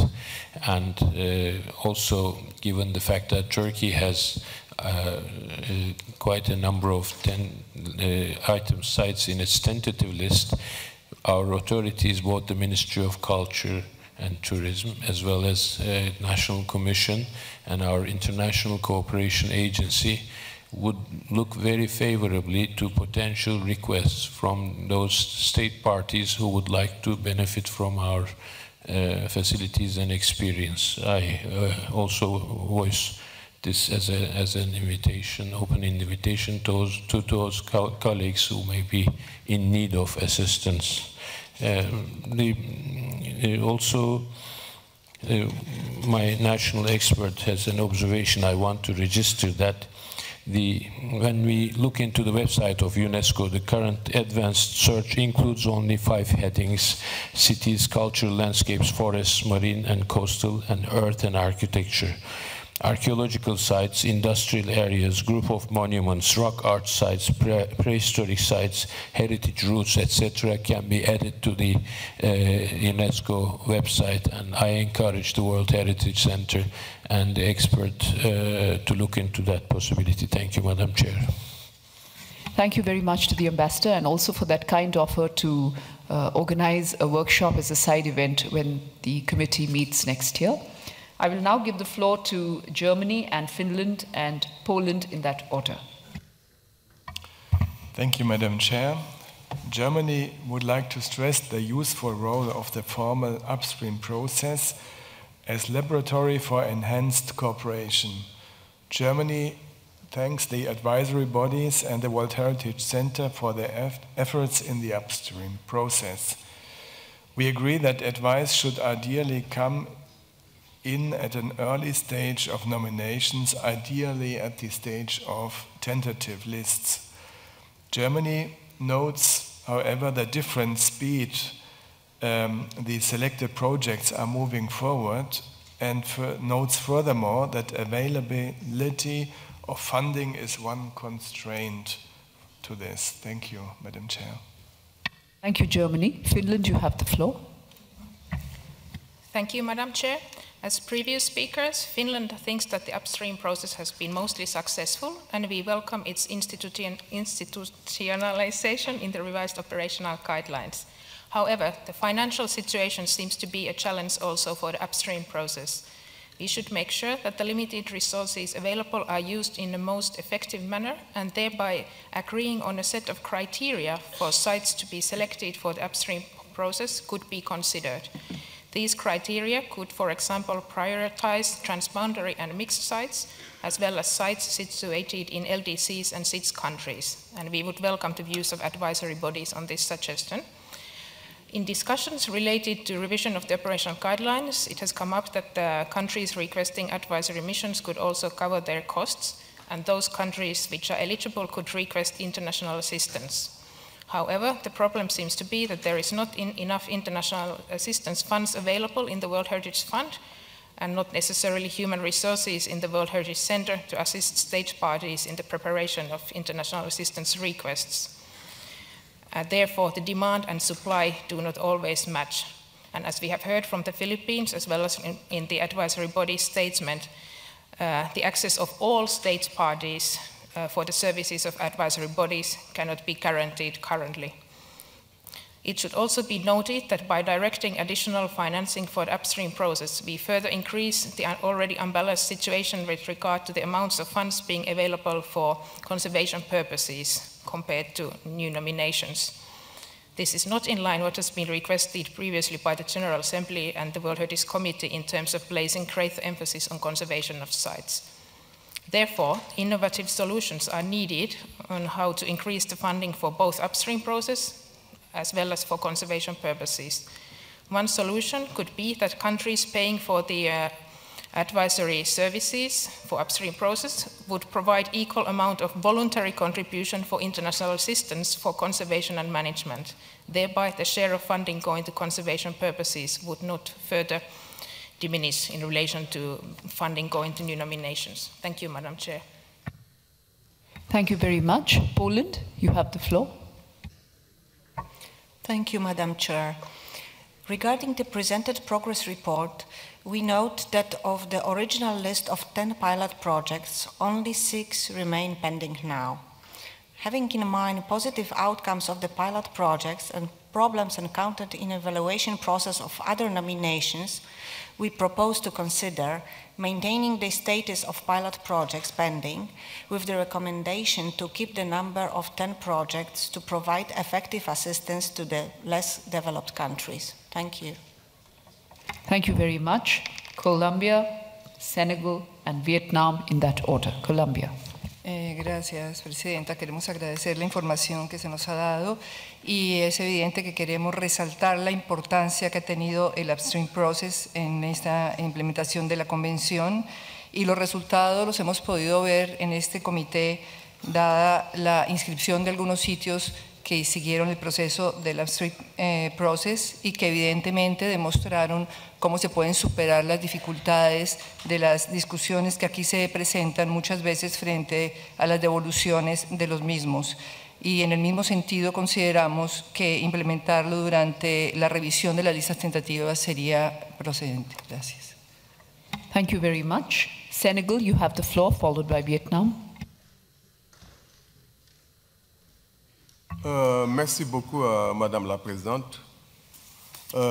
Nous pensons que le processus en amont peut être intéressant, mais qu'à l'étape actuelle, peut-être qu'il doit garder son statut simplement expérimental.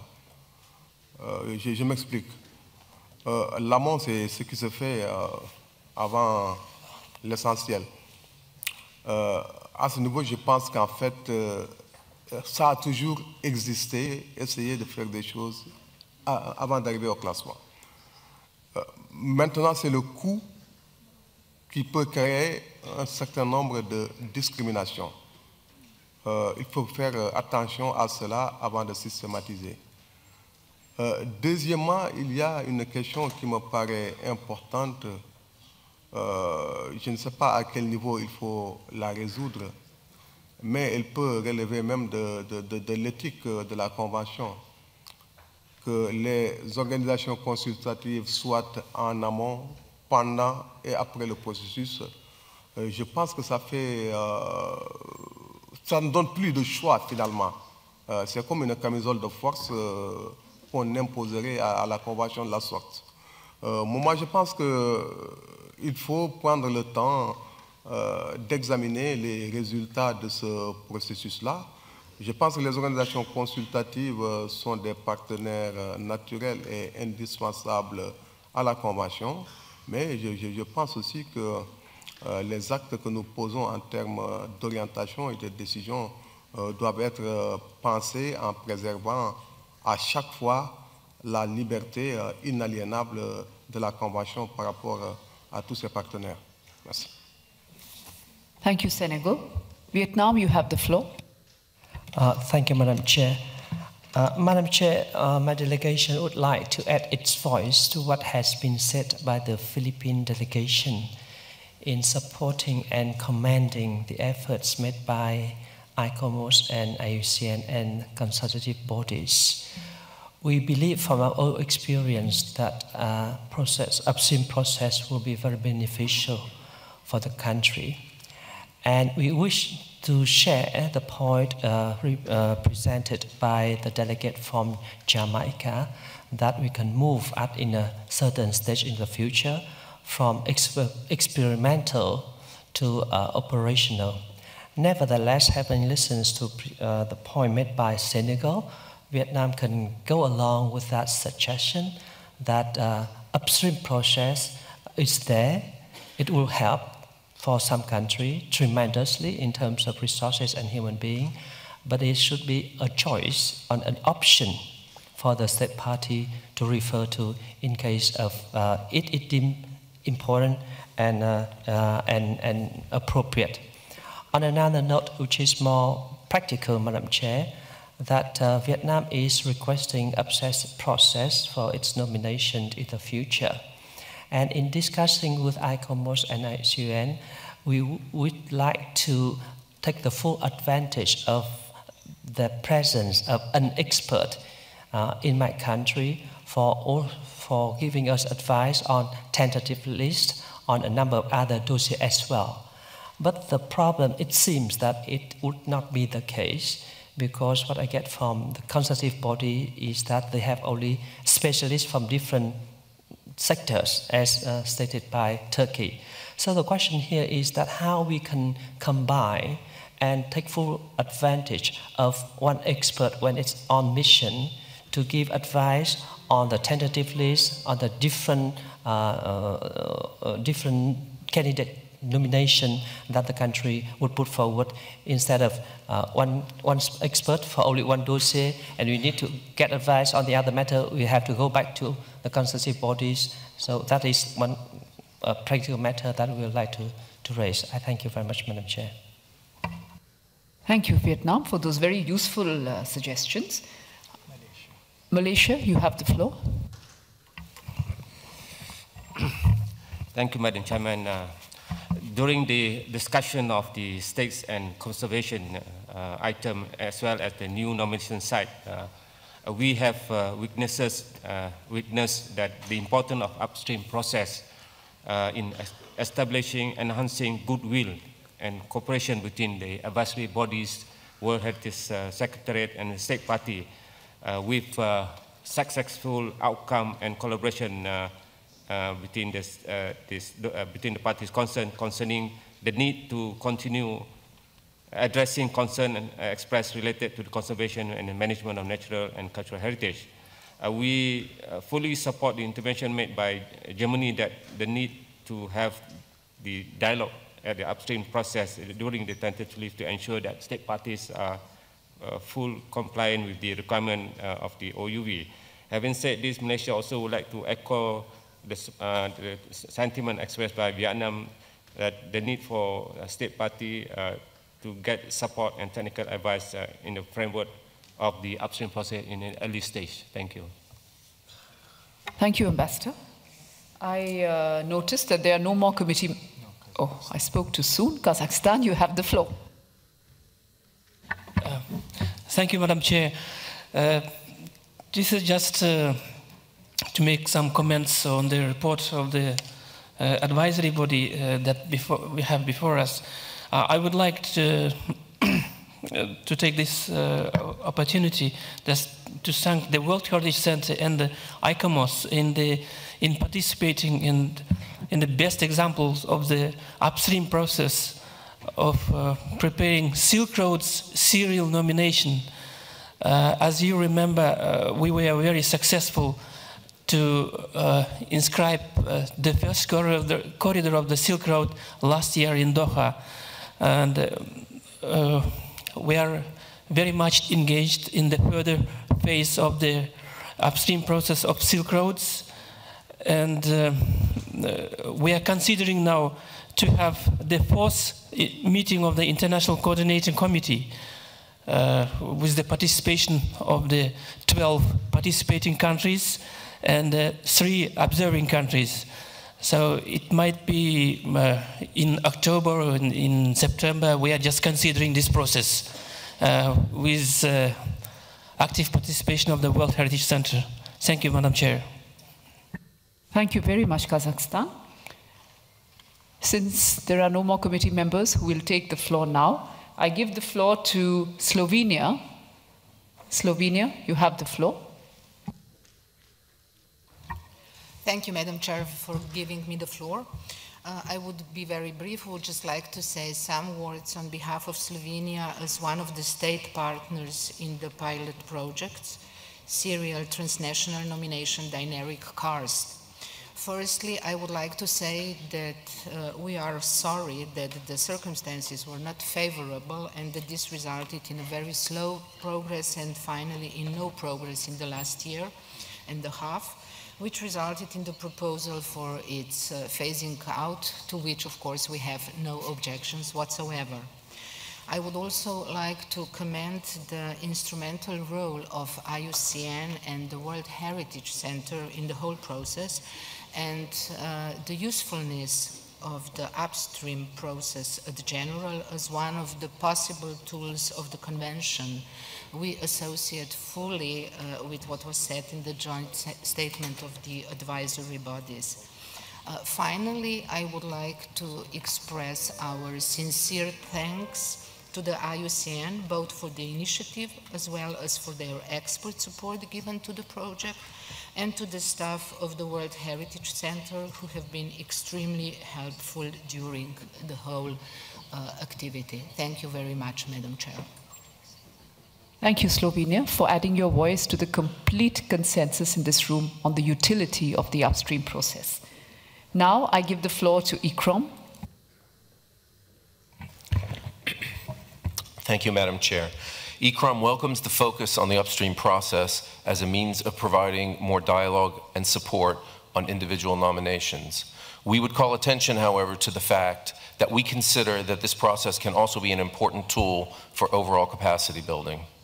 While the focus on the upstream process is currently on single sites within the nomination process, we think that the concept needs to be expanded to ensure that work on one site can be used to more generally expand the capacity of professionals from a state party in question and to help them in the longer term to improve their nomination processes and indeed in later conservation and management of the sites. ECROM is already participating in one of the upstream process sites, and we look forward to working with more state parties who are interested in extending the upstream process to highlight capacity building. We also call attention to the comments of IUCN and ICOMOS on the potential use of the process for state of conservation and reactive monitoring. And we look forward to working, again, more closely with states parties on this issue in the future. Thank you, Madam Chair. Thank you very much, ECROM. And at this point, I will turn now to the Director of UNESCO's World Heritage Center, Mr. Kishore Rao. You have the floor.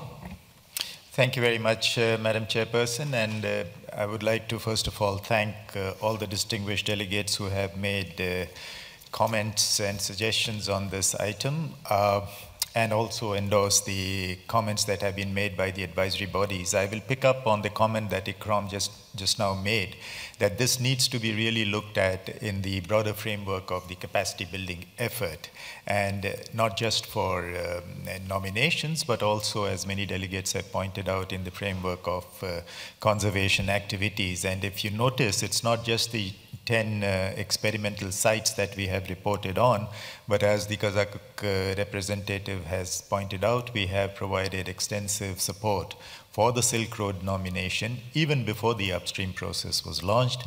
And similarly, in the case of the Kapaknyan nomination involving 6 countries, and that has been a very intensive and very expensive process, but thanks to extra budgetary resources, we have been able to provide that support from the Secretariat as well as with the advisory bodies. In addition, again, with extra budgetary resources, we have been able to offer courses on mentoring focal points in the regions, in the preparation of tentative lists, reviewing tentative lists, in the process of commenting on draft nominations and helping them prepare statements of outstanding universal value, carrying out proper comparative analysis, etc. And this was done extensively within Africa, and also more recently in the Caribbean region and the Pacific region, small island developing states. So this has to be, the 10 experimental sites has to be seen within the framework of the overall effort that we are making in the framework of capacity building, mentoring, and supporting states parties in a variety of ways. I would just like to respond to some of the specific comments that have been made. Indeed, we are going beyond the experimental phase into the operational phase. Some of the recommendations are being mainstreamed into the operational guidelines, as you will see later today from the report of the Operational Guidelines Working Group. Obviously, this is something that is purely an option that the state party has to make a choice on. So Senegal, Vietnam, and others who have made those comments have been well noted. The need for engaging in this process really upstream, starting with the tentative list process, is something that we have consistently stressed ever since the launch of this project. And I must take this opportunity once again to thank Japan for having helped us initiate this process as long back as 2008. And right from that process, we have been saying that tentative lists are the stage in the process where the early intervention needs to be made, because if you have credible tentative lists, then there is a first stage identification of the potential for that particular property to meet the criteria and meet the test of outstanding universal value, and then from there on we can move ahead and help with the nomination process. The suggestion on early missions and other suggestions made by Philippines has been noted. As the chair has already thanked Turkey for its proposal to have a side event and workshop at the 40th session. The other suggestion Turkey made was on having or expanding the information that we have on our website.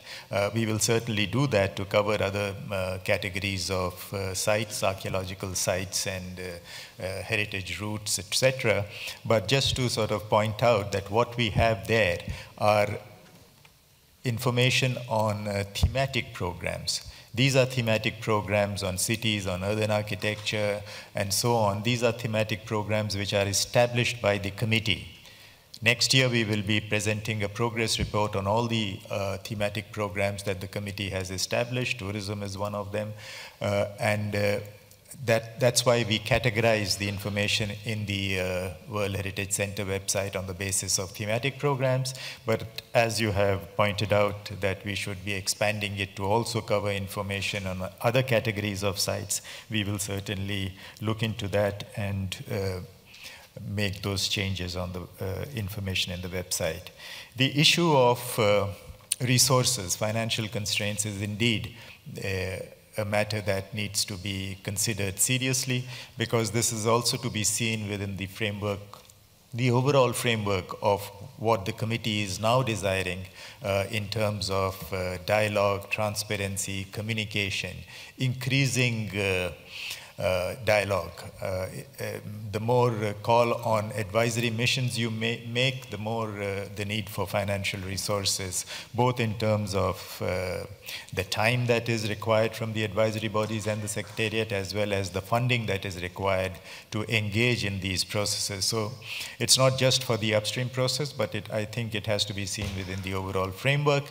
And we will see from the report of the budget working group that the resources available to the World Heritage Fund for these kinds of activities is extremely limited, and therefore the call for additional voluntary contributions, the need to raise extra budgetary resources.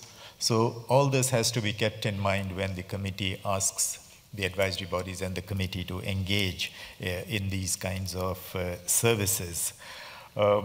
I guess I have covered most of the comments that were made, but certainly appreciate the comments made by the distinguished delegates in support of the upstream process, and really we need to now mainstream this as an operational phase of the World Heritage Convention. Thank you, Madam Chair. Thank you, Mr. Rao, for all that clarity, which I'm sure all the committee members, as indeed all others, found most useful.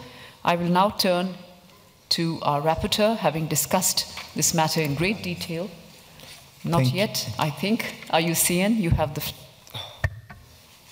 Thanks, Madam Chair. There was one direct question, I think, and a number of comments indirectly to us and to ICOMOS, so if I may just respond. Firstly, there were two of the pilot project sites that were mentioned. Philippines mentioned Batanes, and I think IUCN and I know ICOMOS also would firstly acknowledge that we would agree that things took too long and the reporting took too long. We've discussed in a meeting with the delegation of Philippines some of the background to that, but I would note firstly it points to the need for coordination on any mixed site activity, and that will be discussed under item 9B, and it also points to an issue of capacity, which we referred to. IUCN and ICOMOS, I think, are of the view that in an ideal world we would have a jointly governed unit providing upstream advice to states parties as part of what we are able to provide to this convention, and that's not the situation at the moment. But we would certainly acknowledge the concerns that Philippines raised. The other site that was mentioned that is a pilot project site was the Dinaric Karst, and thanks to Slovenia for its remarks on that. IUCN would just wish to note that at the moment, where, if there is a time in the future where the parties wish to continue to pursue the Dinaric Karst idea, that it is a clear gap on the World Heritage List identified in our thematic study, and we are certainly open to continuing to work with you in whatever way is helpful and supportive as things, if that is what you would wish. And then I would just like to address more general remarks, including the question from Finland. But the first is to note, I think it was Poland that made the point about the 10 sites. I would very much agree with the observations of the director of the centre that the 10 pilot sites are really a small part of what is becoming the upstream activities of the advisory bodies. And a reflection on this debate from me is that I think in future IUCN and ICOMOS should make visible in our reports what advice is being solicited from us in general, and give you a sense of all of those different interactions, and also make sure we ourselves are noticing whether we are getting the balance right between equity of access to the most needful cases, and the problem that we have that as European-based organisations, perhaps those countries that have got already most access to the World Heritage List can have most access to us. So I think that's an issue, and I think in future we should report on our suite of activities. And Finland then asked a specific question about priorities and setting criteria for the types of situations that we could focus on, transboundary sites, mixed sites, LDC and SID sites. We would agree with all of those. The one priority I think IUCN would add to that is to focus on the most clearly identified gaps from the studies that have been undertaken. And we see quite a significant mismatch, for instance, between conclusions from IUCN's study that the most significant biodiversity gaps on the World Heritage List lie across Latin America and the Caribbean, but with the relatively small intake that we see across many years now of nominations focusing on those gaps from that region. So that would be a further priority. Beyond that, I would just acknowledge, I think Finland made a point about needing to see the larger picture about priorities in this convention, and it is a broader concern that, as we've said in the budget working group, the conservation and management budget for the convention as a whole has halved in the last number of years, from over 20 million to less than 10 million. The budget associated for nominations is one of the only budgets that's gone up over that time, so that's sort of contrary to the priority for conservation that the convention wishes to set. Having said that, I do think that the upstream process can be seen much more as an exercise in conservation than reactively evaluating nominations when they've been submitted. So I think we should acknowledge the point from Finland, and I think that the fundraising idea that was made by Finland is good, but let's also acknowledge that upstream support is a way to engage in conservation and management more effectively through the funding that is spent on nominations. Other than that, I would, I think, just focus on the clear priority for tentative lists, and to respond to the point from Vietnam, fully agreed on the principle of the issue that was raised by Vietnam. We see the most effective intervention on tentative lists to be to focus on workshop activity that can be focused both at a country level, but also sometimes within groups of neighbouring countries on a particular theme. Sometimes in an individual, if we just work country by country, we may not find all of the potentials for sites to be listed. Sometimes it needs a connected approach to see the potential that a transboundary cereal site might provide to the World Heritage List that might not be evident if we only look at national level. So I think we would see that workshop activity at national level and workshop activity amongst groups of countries with common interests in certain natural areas to be the crucial focus for moving forward in the most effective way. Thanks for all of the remarks, Madam Chair, thanks for the floor. Thank you. There are no amendments, as our rapporteur tells us, so I shall move quickly to adopt draft decision 39-9A, which hereby stands adopted.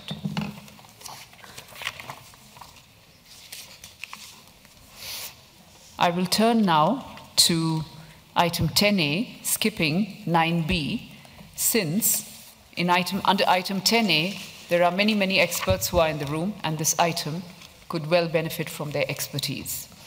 If you are in agreement, we shall now proceed to consider item 10A, final report on the results of the second cycle of the periodic reporting exercise for the Europe region and Action Plan. I would like to give the floor to Ms. Totcherova from the World Heritage Center, who will introduce this item. I understand, as I've said already, that experts who participated in the analysis of periodic reporting questionnaires will also contribute to this presentation. Ms. Alexandra Fiebig, coordinator of the periodic reporting exercise at the Europe and North America unit, will present also the Helsinki Action Plan contained in the same document. Mrs. Totcherova, you have the floor.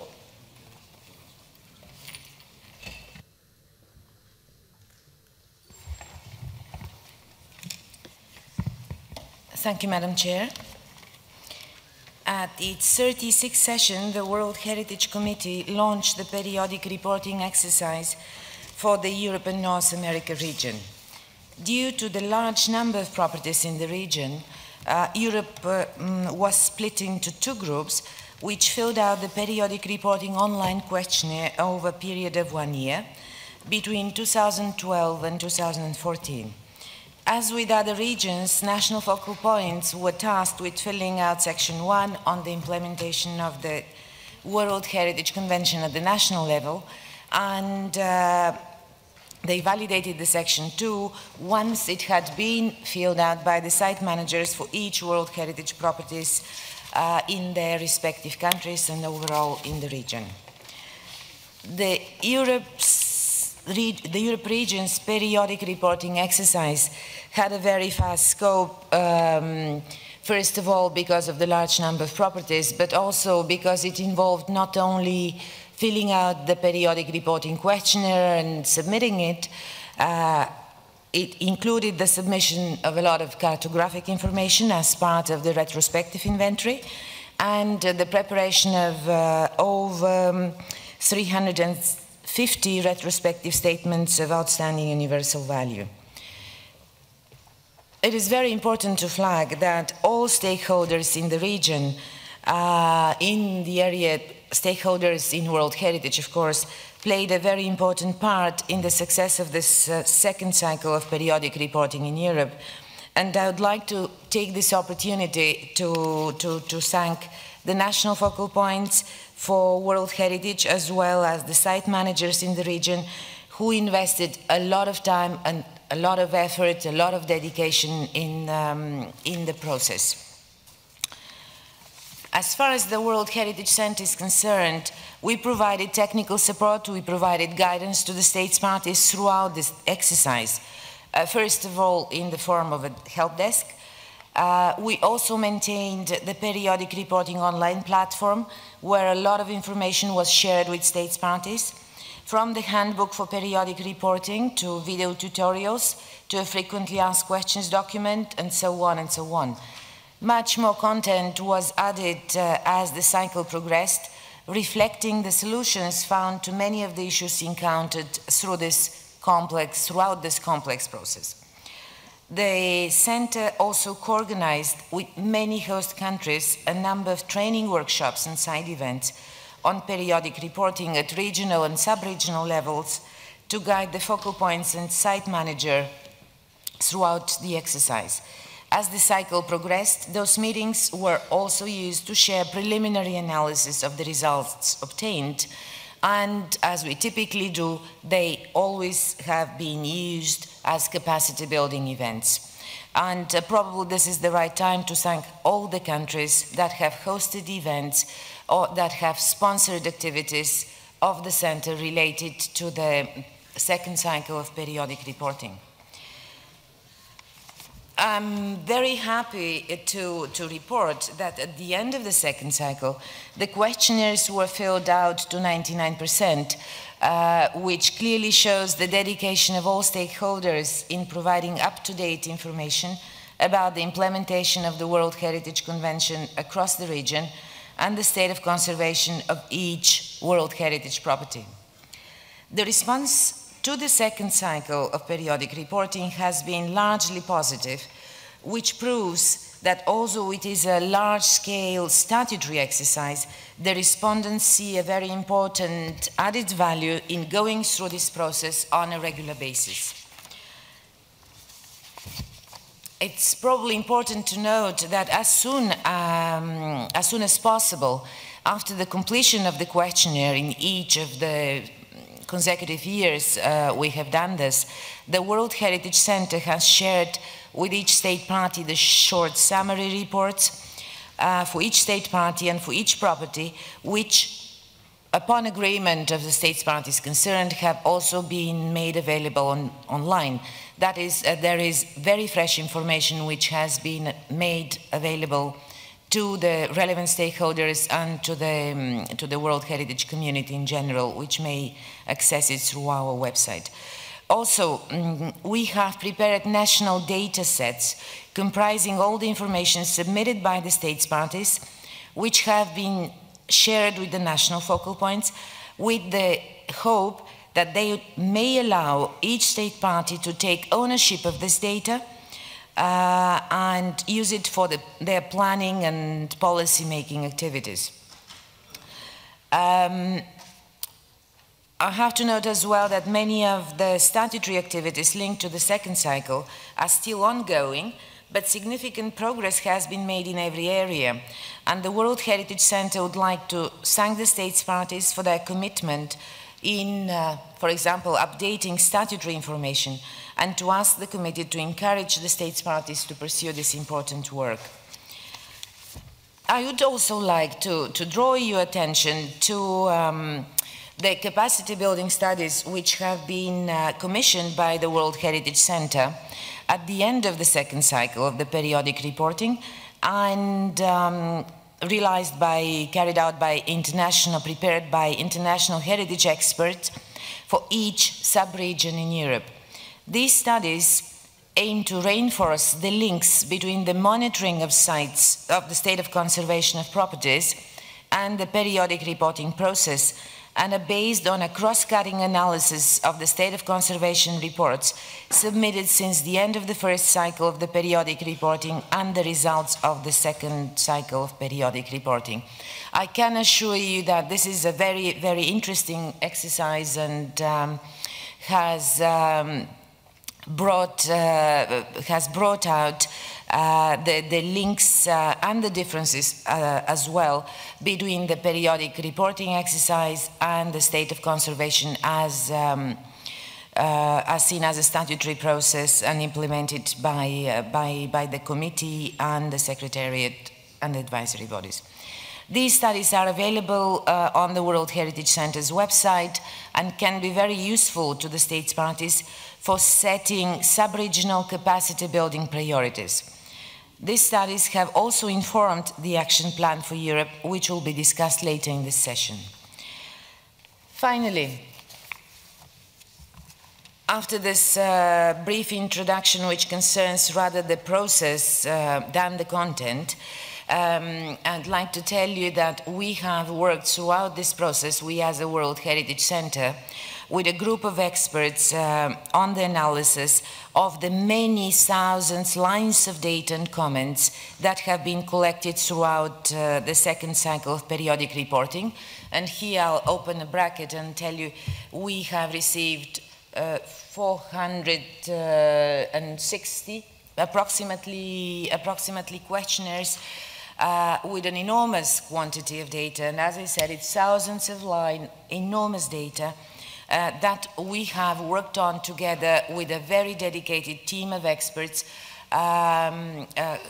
which has accompanied the centers, the World Heritage Center, the Secretariat, throughout the process. And I'm very pleased to introduce our expert team who is sitting on the podium. We have Christopher Young, Pierre Galland, Katri Lisitsyn, and Ole Eriksen. And I'd like you, Madam Chair, maybe you could pass the floor to the experts so that they can focus on the outcomes and present the outcomes of the periodic reporting exercise in the Europe region. Thank you. Thank you, and with pleasure, I pass the floor to the experts. Thank you very much, Madam Chair. Thank you, Petya. And with your permission, Madam Chair, we'll pass directly from one to the other. This is a very brief introduction. Firstly, I'd like to thank you for the opportunity to report on the results of the European Periodic Report, and I would like to thank both the national focal points and the site managers for the enormous amount of work they put into it. What we're reporting is the data provided by the states and the sites, and all we've done is to analyze that data. What we're going to do is we will start with Ole, who will talk about the methodology and how he analyzed the data, which, as Petja said, was enormous. Then I will talk about the responses to Section 1 of the format, which deals with the States Parties' general responsibilities. Katri and Pierre will then do a joint presentation of the individual reports on the sites, looking at cultural and natural together. And then I will give some conclusions before handing over to Alexandra to talk about the action plan. What we're giving you is only an oversight and a selection of points coming out of the report. There's a lot of data, the time is short, and if you need more, you need to read the full report, which you have in paper 10A. And if you want even more than that, the rest is on the website. Ole, over to you. Thank you. I will take you through how we have worked with the substantial amounts of information and the data that we have available here. Next, please. First, let's have a look at the data collection. The information is collected through the online questionnaires, which provide us on one side with qualitative data, which in its most qualitative form are actually free text inputs, like the comment box shown on the screen here. Next, please. The questionnaires also provide us with quantitative data through a range of different types of questions. The quantitative data have both a quantitative and qualitative character. In particular, this relates to the data concerning the factors impacting on the properties and the management needs. Next, please. With the PR exercise now complete, could I ask you to go 2 further, please? Thank you. With the PR exercise now completed for all regions, we can do global, regional, sub-regional, national, and site-level analysis.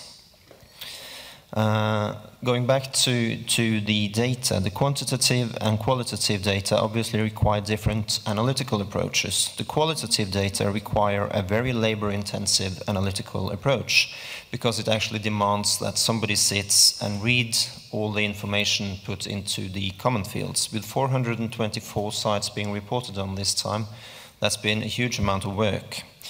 That being said, returning to the enormous amount of data, we have 47 states parties, 424 World Heritage properties reporting, and we ended up indeed with more than 66,000 rows of data, close to 2 million cells. So obviously we needed a systematic and quantitative approach, which has been very much necessary. And also, as Europe was split into 2 groups, Group A and Group B, we have actually done a full analysis twice, because we first did the Group A analysis, and then we had to do Group A and Group B. Next slide, please. That being said, a systematic approach in itself is not enough. We need to look at the data material and data collection methods before we can draw any conclusions. The data is collected through self-evaluation in the online tool. The national focal points fill in, validate, and submit Section 1, while the site managers fill in Section 2. The focal points then validate and submit Section 2 for the World Heritage properties in their respective countries. The intention of this mechanism is to safeguard that true and reliable information is provided. And I'll return to that in a second, because I want to talk a little bit about reliability and validity of the data and the conclusions drawn from them. Reliability is a prerequisite for findings and conclusions to have validity. The reliability can be referred to as level of precision, i.e. will we get the same results if we repeat the exercise under similar circumstances. Validity, on the other hand, can be referred to as degree of accuracy, i.e. do we measure what we actually want to measure. The validity in this case partly refers to whether the periodic report can be considered a truthful depiction of what was analyzed, which is the implementation of the Convention in the States Parties and the state of conservation on the sites. Further, validity refers to the rigor with which the study was conducted, and that brings us to its design, the decisions made concerning what was and what was not measured, the care taken in conducting these measurements, etc. It should be noted that questionnaires based on self-reporting are often claimed to lack validity for a number of reasons. Self-reporting always implies a degree of subjectivity, and the validation process of Section 2 already mentioned might also be reflected in the results. Further, the way questions are first formulated by the team requesting information and secondly understood by the end user might have impacts on the results. That being said, the periodic reporting questionnaire is designed to be as accurate or precise as possible for its purpose. But we have indeed had discussions regarding the questionnaire taking place across all the regions during the exercise, and national focal points have raised issues regarding reliability and validity. States parties have considered a number of questions imprecise, difficult to comprehend and/or respond to. In particular, it's been emphasized that Section 2 is not precise or specific enough for neither cultural nor natural properties. Further, certain transboundary and serial properties considered that specific issues related to such properties were not sufficiently covered in Section 2. And finally, discussions have been taking place concerning whether the collected data are indeed reflecting the current situation in the region. And we've also seen examples where sites are reporting, for example, earthquakes as positive for the state of conservation of the site. So sometimes we've had to be very careful in how we interpret these data. In order to balance some of these issues regarding the validity of the periodic reporting data, conscious efforts have been made to utilize knowledge obtained through other sources in the analysis process. We have used the advisory body's interventions and the available information at the World Heritage Center, such as regional, sub-regional meeting reports, state of conservation reports, reactive monitoring reports, for cross-referencing and data triangulation. And this is in line with the committee's call for cross-referencing between state of conservation and periodic reports to enhance consistency in reporting mechanisms and to ensure that follow-up action is taken as necessary, referring to Decision 29-COM-7B. These cross-references, as well as the implementation strategy for the periodic reporting exercise in Europe, with frequent state-party consultation meetings, are crucial for the overall reliability and validity of our conclusions to be considered satisfactory. Next slide, please. Let us have a quick look at the work with the quantitative data. We started by extracting all data from the online questionnaires, and we created data sets which could be imported into Excel or any statistical program. There is a data set for Section 1, another one for Section 2, and separate data sets for the factors affecting the properties under Section 2 and all the various summary sections, in total 6 data sets. And as already mentioned by the World Heritage Center, these have been shared with the European states parties for national use. Next slide, please. All questions in the questionnaire were analyzed independently, which allowed us to create tables and graphs to present the data in a more readily available form. The current example shows the relative involvement in monitoring of different stakeholder groups by site typology. Next, please. This example shows perceived improved understanding of various World Heritage technical aspects as a result of the PR exercise. Now, obviously, figures like these can be criticized for not being precise on the individual level, but what they do indeed show us are overall trends. Next slide, please. I'm only showing this to give you a brief idea of the amount of work. This is an excerpt of the data set for the factors affecting the properties in Europe. We had more than 32,000 rows of data for this. And this is maybe the most complex part of periodic reporting, as we can't actually count the values. There's too much data. Next slide, please. So the factors need a lot of work before we're able to read anything sensible out of them. And we also experienced various issues as we went along. We decided to use Excel this time so that everybody could access the analysis. But one unforeseen problem was that Excel refused to count indicators reported to have more than one value. For example, when it comes to factors, they can be both positive and negative. So we had to design some mechanisms to overcome that, and further we had to design mechanisms to avoid serial transboundary transnational sites being counted several times. Next slide, please. But after a bit of massaging of the data, we end up here being able to present all the values in a hopefully quite readable tabular format. Next slide, please. And based on what you have seen in the previous slides, we can again develop graphic depictions like this graph, which shows the data from the more than 32,000 rows of data in compressed form, portraying the levels of positive and negative impacts by factors on cultural properties in Europe. This table can be found on page 47 in the English version and page 52 in the French version. It's important to mention here that we have chosen to include also the positive current and potential impacts. Look, for example, at tourism here at the far left. Yes, it's indeed reported to be the most negative single factor on the European sites, but it also has a hugely positive impact with a significant amount of potential positive effects. We have also chosen to break down the data into subregions and site typologies according to the wishes of the states parties. And just to mention that, the mixed sites have been included for statistical purposes in the cultural sites. We do hope that the periodic report and the quantitative summaries are useful in providing a baseline and starting points for further discussions. And I sincerely hope that we have managed to highlight some of the challenges and issues that we see with these data coming from periodic reporting. That being said, on behalf of the expert group, I must also emphasize that we have a truly unique set of data with incredibly valuable information here for UNESCO, the states parties, and the sites themselves. We do, for example, know already that states parties are asking sites to modify their management plans according to the indicators found in the periodic reports. My colleagues, Christopher Young, Pierre Galland, and Katri Lisitsin will take you through the substance. Thank you. Thank you, Ole. Can I have the next slide, please? Thank you. I am going to report on section 1, which is, as I said, is the general responsibility of the state party. These, from the convention, fall into two groups. There are a series dealing with general conservation, issues of all natural and cultural heritage, and a series of responsibilities, as you can see on this slide, which deal with, specifically to do with World Heritage properties and World Heritage. And it's important to look at both of these because the general responsibilities under the convention are also important. As Ole said, we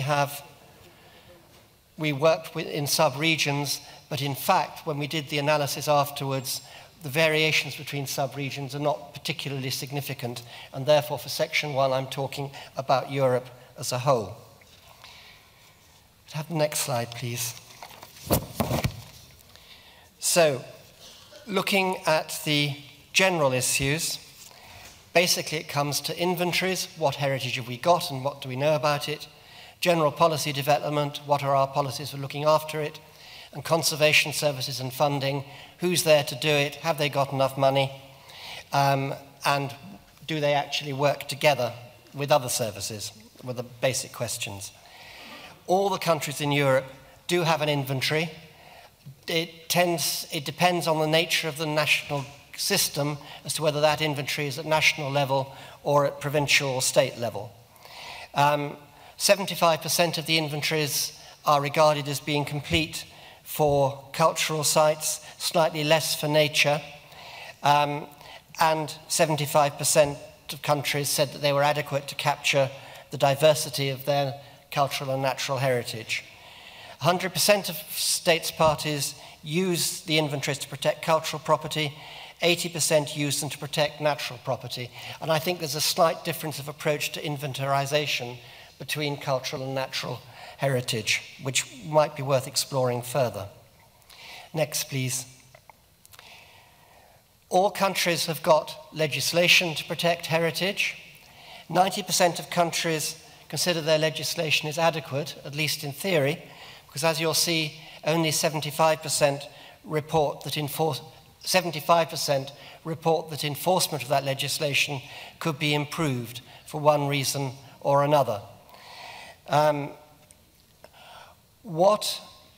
Where the biggest gaps were is that in the question which asked about giving cultural and natural heritage a life in the community, there was considerable room for improvement across the whole of Europe. And this is a trend we'll come back to later about the need to engage with communities as a whole and with stakeholders. We're less good at that than we are at looking after the sites themselves. The same is true about the integration of heritage conservation into larger scale planning programs, which is reflected to some extent in the problems that sites have in state of conservation. Next, please. When it comes to conservation services and resourcing, most state parties said their capacity was adequate, but comparatively few said it was excellent. It's clear that at all levels, government remains the major source of funding. Again, it can be national, or it can be in a federal state, it can be more at a more local level, but it's still the major source of funding. In answers to the questions on multilateral funding, it's clear that European Union funding is used in most European countries for various purposes. And it would have been helpful if the questionnaire had sorted that out more, and that's something that would need to be thought of for the next cycle. 15% of states parties said that their funding is inadequate, but all states parties said that improved resources would increase efficiency. And there was a general feeling from the reports of systems under stress because of resource constraints. Next, please. Turning now to the specifically World Heritage aspects, that covers tentative lists and nominations, states parties' comments on how their World Heritage properties are managed, training and education and awareness. Next, please. All states parties except 4 have tentative lists, and all of these are regularly updated. The 4 countries which don't have tentative lists are all very small, and one of them is already entirely inscribed on the World Heritage List, and so doesn't require one, since it has nothing further to nominate, although it did modify the boundaries today.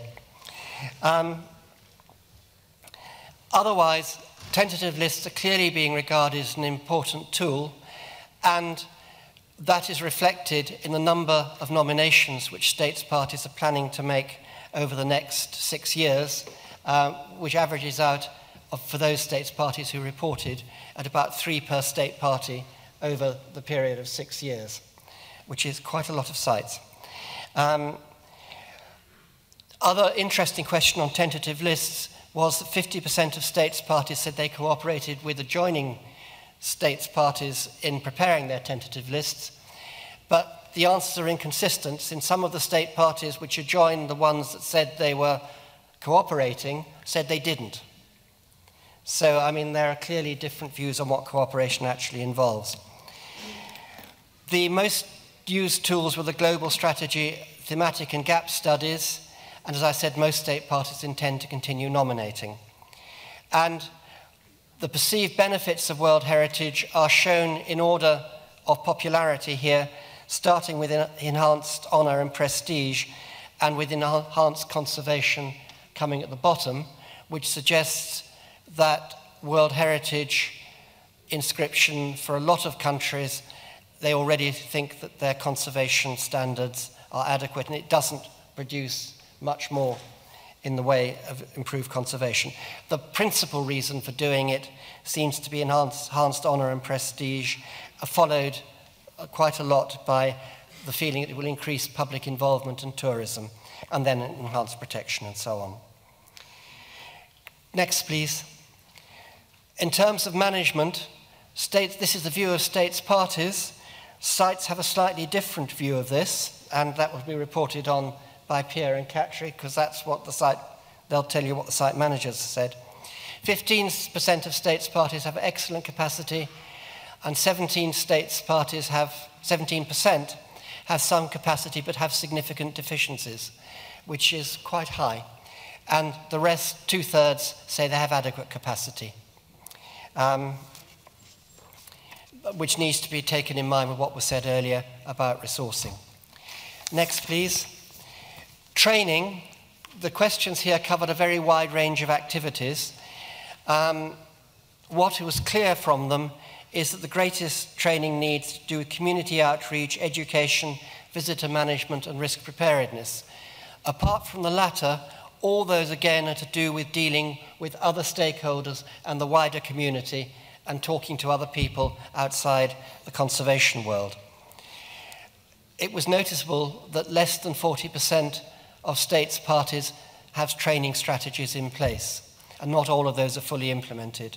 And the remaining states parties train only on an ad hoc basis. Next, please.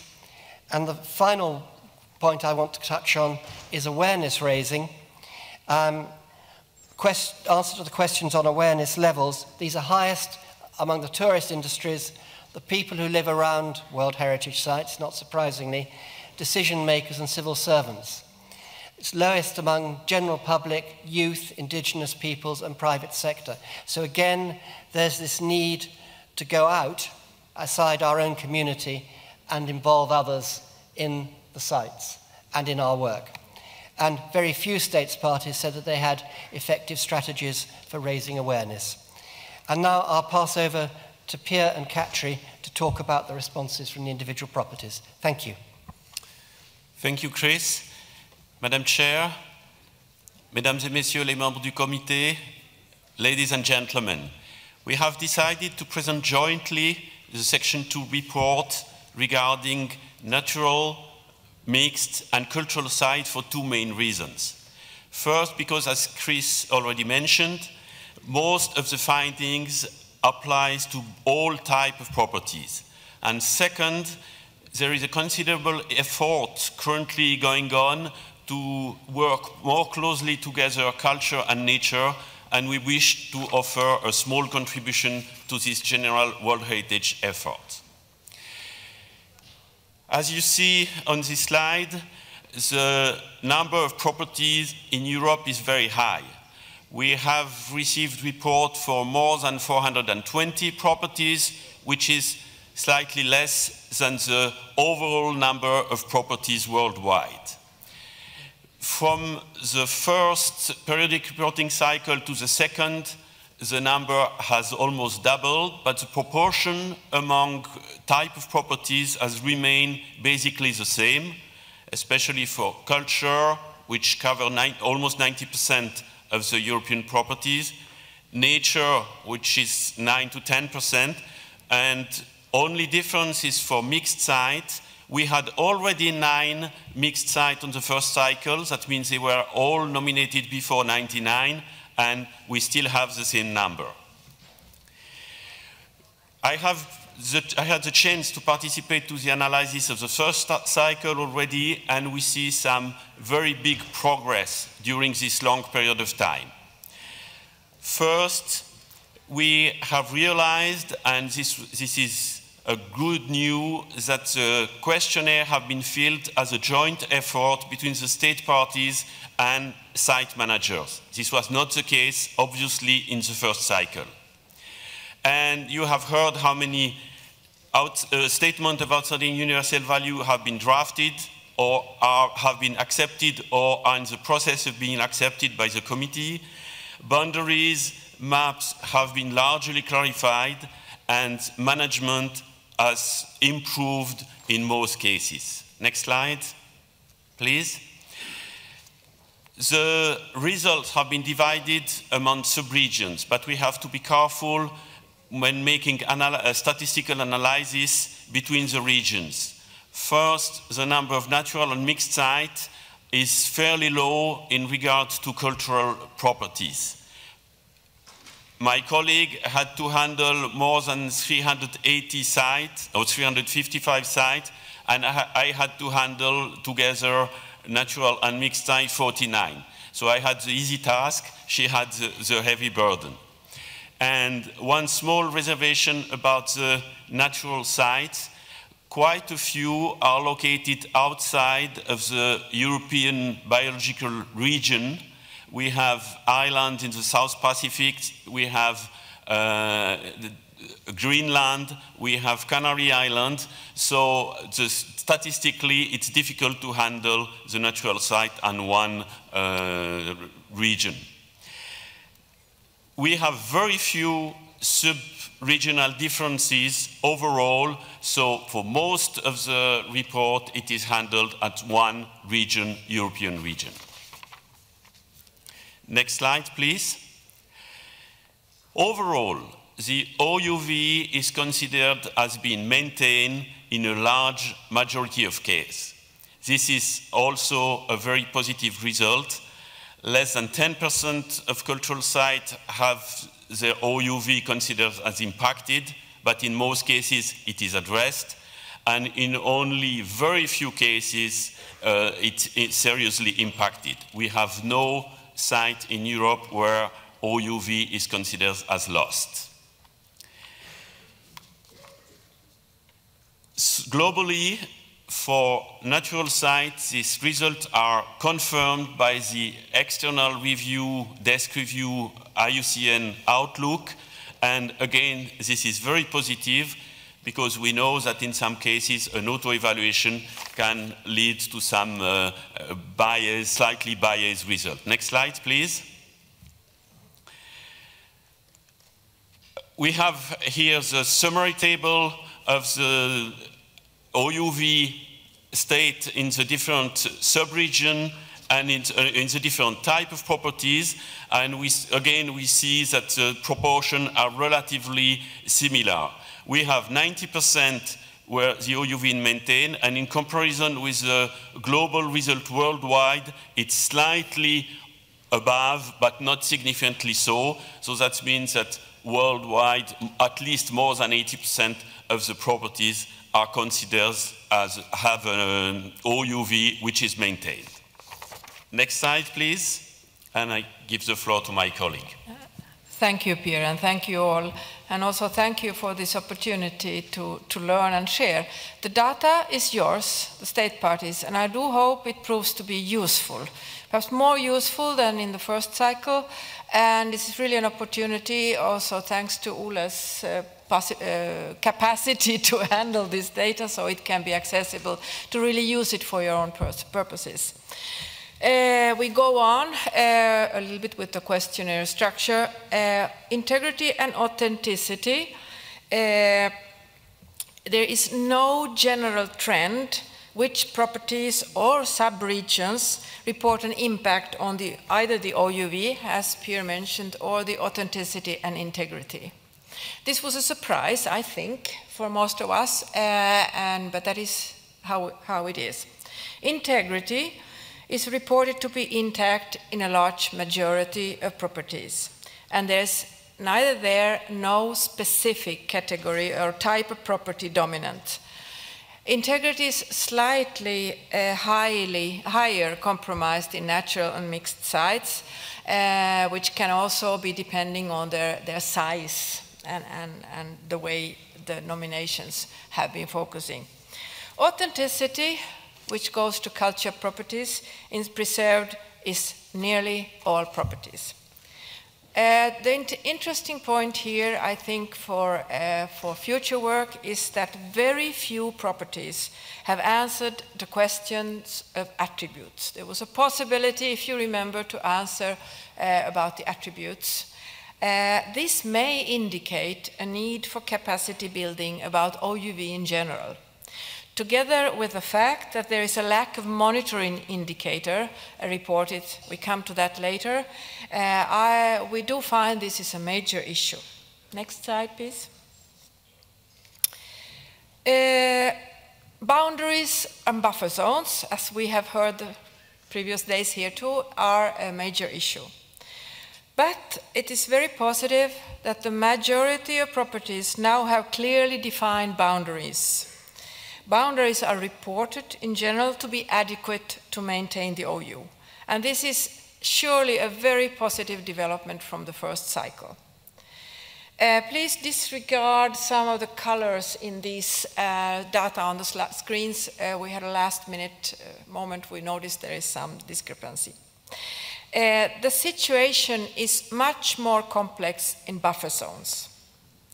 About 76, almost 80% of culture and half of the natural mixed size have a buffer zone, and quite a number of those, around 16, 17%, of not having a buffer zone, they report that they need one.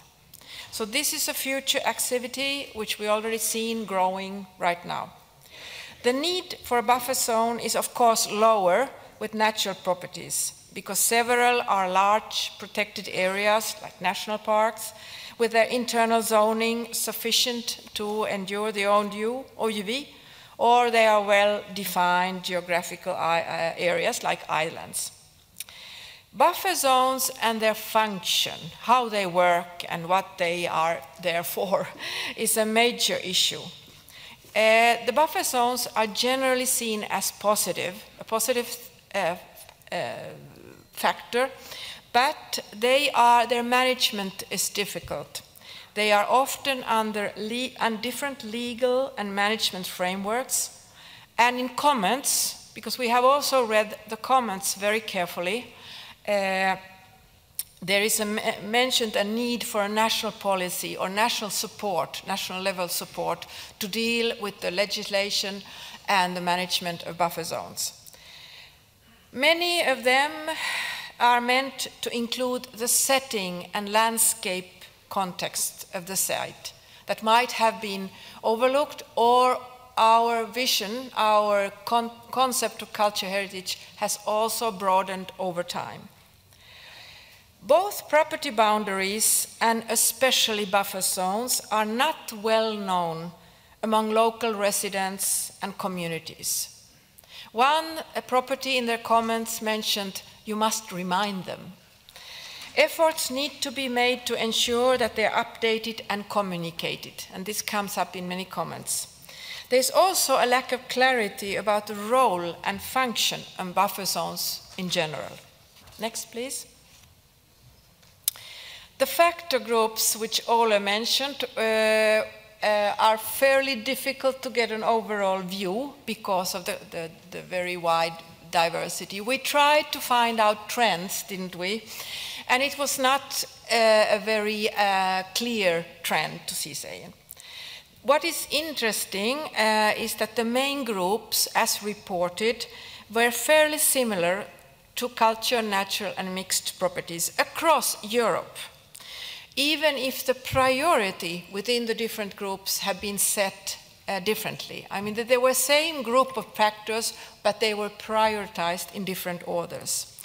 The main groups are about built environment, housing and transportation, visitor activities, and climate change-related factors. In general, the property managers were asked about positive and negative factors, current and potential factors. And many comments stressed the need of sharing the positive experiences and to give more space in general in periodic reporting to the positive factors. Factors linked to social and cultural uses of heritage were seen both as positive and negative, but there is also an emphasis, a general emphasis on changes in society's ways of life and knowledge systems. Deliberate destruction of heritage has emerged as a potential negative factor. And impacts, majority of them were checked or reported as being from outside the property in very large number. That means many comments show that they are felt as being beyond the management authority, which means there's a need for integrated management and cooperation mechanisms between local, regional, and national levels. Next, please. As a fact, you have a possibility to look at all the facts in the tables very carefully, but just in very general, Overall, the improved management and institutional capacity has been a very positive outcome, followed by research and monitoring activities. This goes quite in line with the section 1, which the state parties filled in.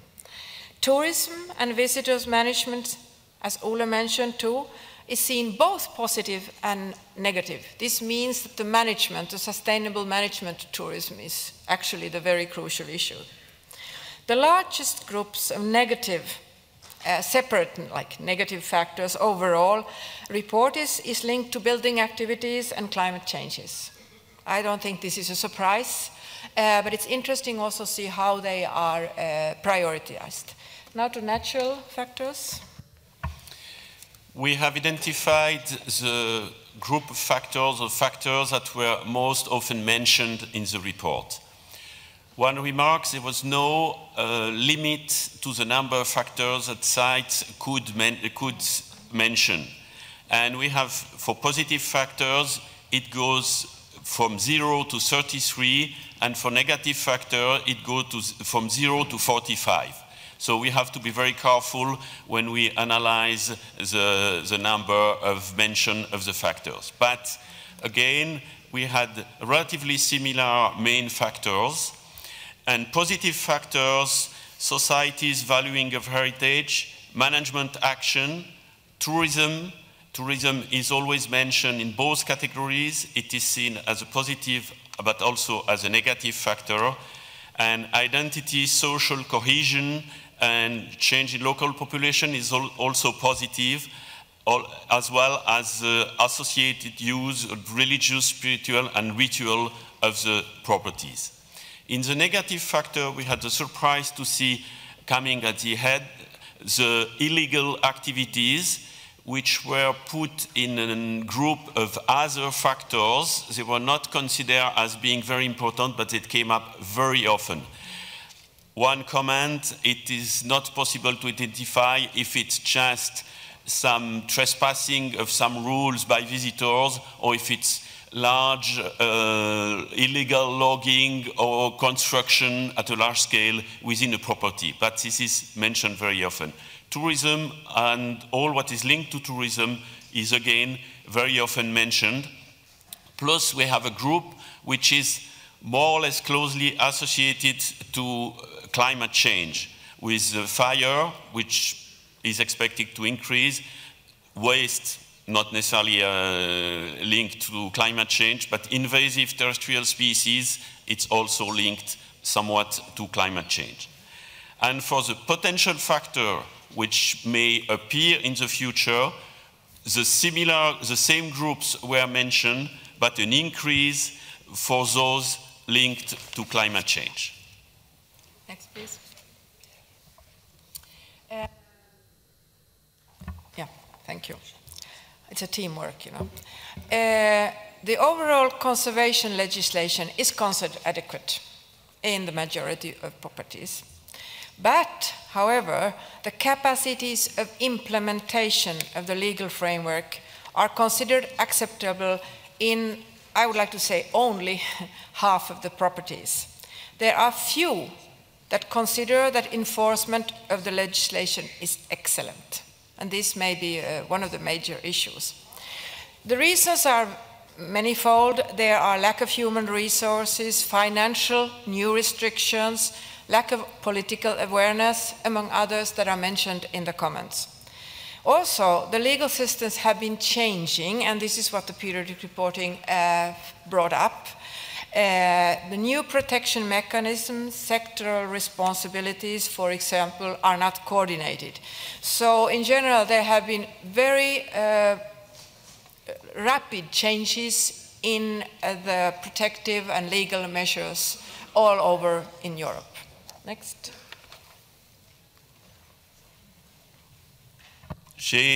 On m'a donné la suggestion de passer au français, ce que je fais avec grand plaisir. Et je vais donner quelques commentaires sur les systèmes et plans de gestion. Malheureusement, les questions étaient différentes dans le premier cycle et le second cycle, si bien qu'il n'est pas possible de les comparer totalement. mais nous savons quand même, nous pouvons constater un immense progrès dans les systèmes de gestion et ceci est très positif. Un plan de gestion est en place dans la majorité des cas, cependant, il y a des restrictions concernant la mise en œuvre des actions qui sont contenues dans ces plans de gestion.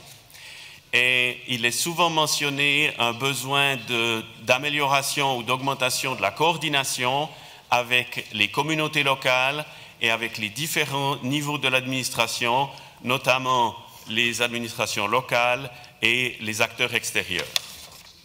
Le suivant, s'il vous plaît.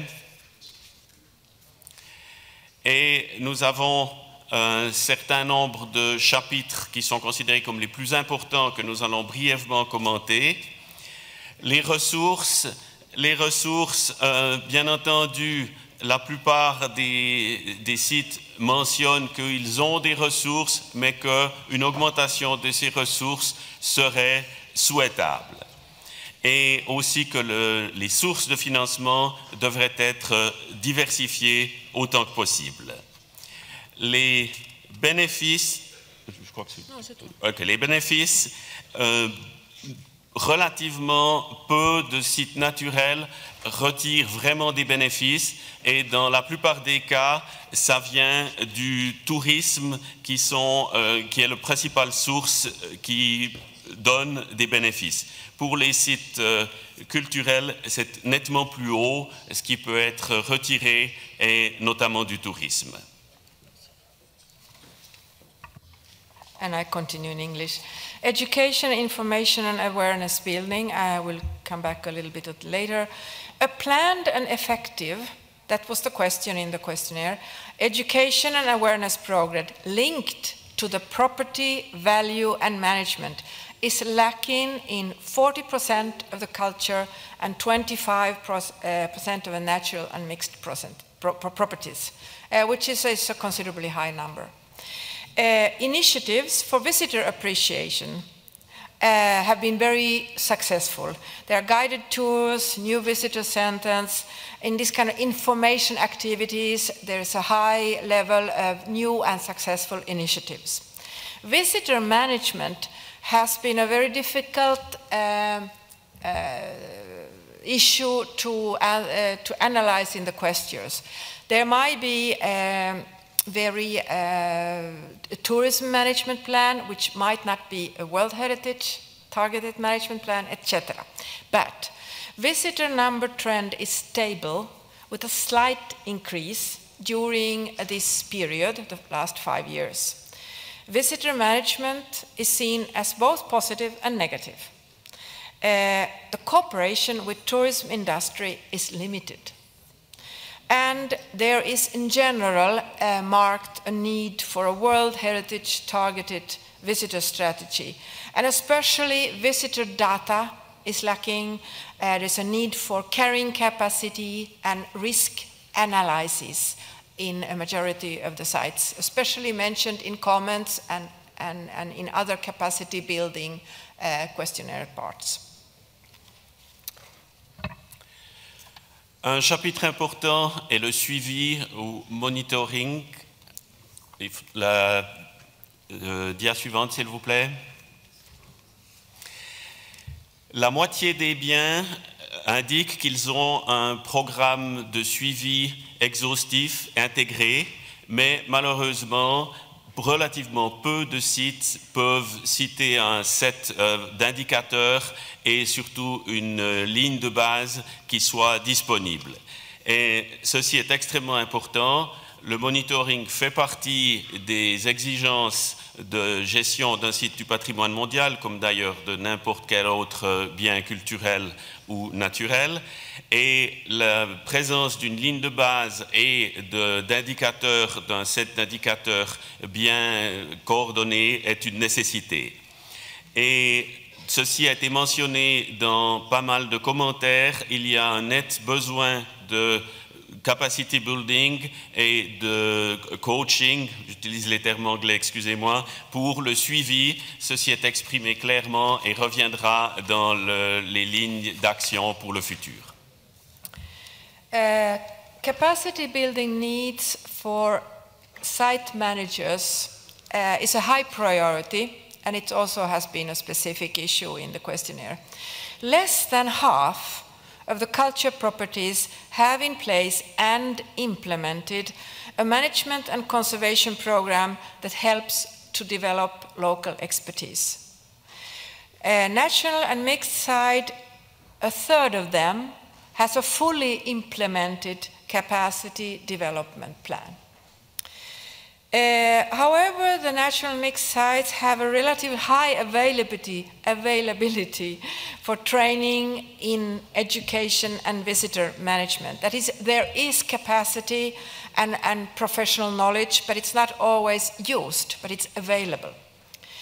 Connecting research to World Heritage property needs, overall a need for a property-specific and World Heritage targeted strategy and research is a major issue. Monitoring is a very often mentioned capacity need. And overall, again, relating to what Chris reported from the Section 1, state parties, professional capacity is considered lowest for community outreach, including benefit sharing and partnership building mechanisms. These were the main capacity building needs as stated in the questionnaire with a specific question. This is our last part, and we go over to Chris. And as we mentioned, all this data is to be found and analyzed to your own use, and also in the report, as well as being available on the net web. Thank you, Katri. And I'm just going to pull out a few overall conclusions very quickly. First, I think, is the point that periodic reporting was seen as being useful by focal points and site managers, even though it involved an enormous amount of form filling. And I have to say it was seen as very useful by the 4 experts on the platform, because it's an enormously useful source of data, and I think to some extent it's going to be a slow burn benefit that is something site managers and focal points can come back to over the next few years in planning their work. We thought, states parties thought, everybody thought, there needs to be more emphasis on positive aspects in the questionnaire, so that it's looking more at the good as well as the problems. It's clear that across Europe, protection and management systems function, but they're under stress, which is possibly not surprising. And there's clearly also an issue that protection and that decision makers, particularly outside the conservation world, do not give enough importance to conservation, which you can see in some of the state of conservation cases which have been discussed in this session. And it's also clear that cultural, natural and mixed properties face similar challenges across Europe. There wasn't any notable, statistically valid difference between the various sub-regions. Next, please. A very positive point is that for a large majority of sites, the state of conservation is rated as good and the outstanding universal value is maintained. But against that is the point that only about half sites have an effective monitoring system in place, as Katri just said. And that's clearly an area which needs to be addressed. At all levels, national and at site level, work is needed on education, community outreach, and engagement and working with stakeholders. It's again this business of looking outside our own community to working with the rest of the world. And doing that and developing effective engagement and commitment with all stakeholders is going to be the best way to ensure the future care of heritage. I just have one final point. I've now been through 2 cycles of periodic reporting, and it probably shows. But one of the key benefits, I think, which doesn't come out in the forms, is the benefit of working together between states parties and within countries between properties. Over the 12 plus years I've been involved in periodic reporting, I've noted an enormous increase in communication between different countries and between different sites, so that people are doing much more sharing of experience among ourselves. And that's the end of the experts' report, and Alexandra is going to talk about the capacity build, the action plan. Okay, thank you very much. With your permission, Madam Chair, I will briefly present the action plan for Europe and the process that led to it. So the periodic reporting exercise foresees that each region of the world, at the end of a periodic reporting cycle, produces an action plan to target the main needs of the region and identify priority areas for the following years. For Europe, the first draft of the action plan was elaborated by the focal points during the final meeting in Helsinki that took place in December 2014. At this stage, the focal points had been presented with a preliminary analysis of the outcomes, and as they worked in both thematic groups according to the 5 Cs and in sub-regional groups, they were able to create a first draft of the action plan that reflected their needs for the future of World Heritage in Europe. This first draft was consolidated by the World Heritage Center and the Periodic Reporting Expert Group. And this revised version was again presented to the focal points for their comments. The response was very positive, and the center received many constructive comments and ideas on the action plan. And these were taken into account during the final revision. Of course, we also consulted the advisory bodies who have accompanied the process throughout. At the end of this revision process, the action plan was consolidated as the Helsinki Framework Action Plan, which can be found in the document in front of you on page 70 of the English version and on page 77 on the French version. Next slide, please. In an effort to make the action plan easy to use, the number of actions has been limited to 34. The action plan itself is subdivided into 3 core priority areas: identification and protection of OUV, effective management of World Heritage properties, and increased awareness of the Convention. To fit these large-scale priorities, 9 themes were identified, ranging from the clear definition of OUV to credible and effective tentative lists and nominations, or the engagement of communities and young people with heritage. Each of these themes comprises 1 or more action, and for each one, the action plan identifies key partners who are most likely to carry out the action, monitoring indicators to be able to follow up on the implementation of the action, regional targets to be reached by the end of the 3rd cycle of periodic reporting. And we also included quantifiable baselines established on the basis of information provided through the 2nd cycle of periodic report. These useful tools aim to ensure that the action plan does not remain an abstract wish list, but a user-friendly list of concrete steps that can be monitored. The action plan is presented in an innovative format as a framework. So rather than focus exclusively on region-wide priority needs, it allows the users to set sub-regional priorities among the actions identified by the focal points themselves. This approach also allows an easy appropriation of the action plan at a national level. A state party may wish to download the Helsinki Framework Action Plan from the World Heritage Center's website, identify those actions that are most relevant for its specific needs, and use the actions, lead partners, and monitoring indicators and regional targets to inform its policy and decision-making processes at all levels. In addition, the Secretariat would like to suggest a monitoring process as a follow-up for the action plan in order to facilitate its monitoring. In order to ensure that the action plan becomes an important tool for the region, the Secretariat proposes to set up a short biannual survey. This survey would allow each state party to select which actions have been deemed of high priority and give for those actions only quantifiable information on the progress accomplished in the past 2 years. This should be an easy and straightforward exercise with minimal preparation, which will allow to gather information on the most important aspects of the World Heritage at national level and the participation in initiatives at regional and sub-regional level. The result of this quantifiable survey would be especially useful to provide the World Heritage Committee with a results-based report on the implementation of the action plan for Europe.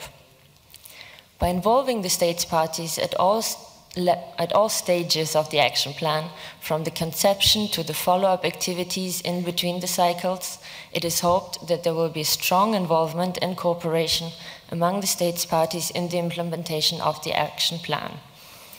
And we know that there are already first steps in the implementation of the action plan being undertaken.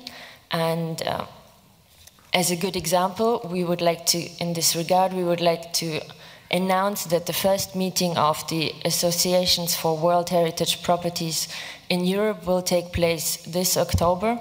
It will take place in Strasbourg, and it is an initiative of the French Association of the World Heritage Properties. And with this positive note, I end my presentation on the Action Plan for Europe. Thank you very much. Thank you very much to Ms. Todorova and the experts. I will now throw the floor open to committee members who might wish to raise points from the floor. Poland, I can see your flag. Poland, you have the floor. Thank you, Madam Chair. First of all, we would like to congratulate and thank the World Heritage Center and the expert working group for an excellent preparation, conduction and summary of periodic reporting exercise in Europe and North America region. The periodic reporting as a global task plays a crucial role in the implementation of the Convention concerning the protection of the world cultural and natural heritage. Hereby, I would like to pass a message from the Polish World Heritage Site managers who actively committed to this task and very positively acknowledged the results they have achieved. In return, they await feedback from the committee on the results of the following provisioned actions. This implies the letter including specified and concrete expectations concerning them. The mentioned above formal response is of vital role in conscious dialogue, which translates into increasing involvement in proper management of the World Heritage properties. A framework action plan for Europe, presented in the document, is developed in response to the issues identified in the periodic reporting exercise. We appreciate very much the input of the World Heritage Center and the expert working group in elaborating the action plan. Unfortunately, the section called regional target with monitoring indicators defined in numbers, by numbers or percentages seems a bit confusing to us. Without clarification of this concept, we will face problems with referring in our home countries what are the expectations and how the progress in implementation of the action plan is going to be assessed.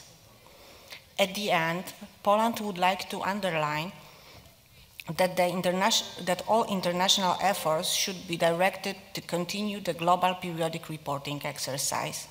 Its conduction is directly attributing the substantial international dialogue and support to the protection and management of the World Heritage properties through the most effective tool, which is capacity building, result in wide engagement of the stakeholders and parties involved. Thank you. Thank you very much, Poland. Two more committee members have asked the floor. Turkey first, followed by Senegal. Thank you, Madam Chair. Turkey also would like to thank the Secretariat for your guidance during the periodic reporting process and also for other experts for their presentation today. We also recognize the importance of periodic reporting not only for decision makers to understand the state of conservation of their World Heritage properties, but also enhancing awareness at the national level. To this aim, we also produced at the national national level, we produce some statistics for the second cycle of and section of periodic reporting to understand the major factors affecting the properties in our country and share the results with the wider community through some symposiums and publications. We just would like to mention this. And for the proposal for action plan, the short and easy survey based, we really found it useful. Thank you. Thank you, Turkey. Senegal, you have the floor.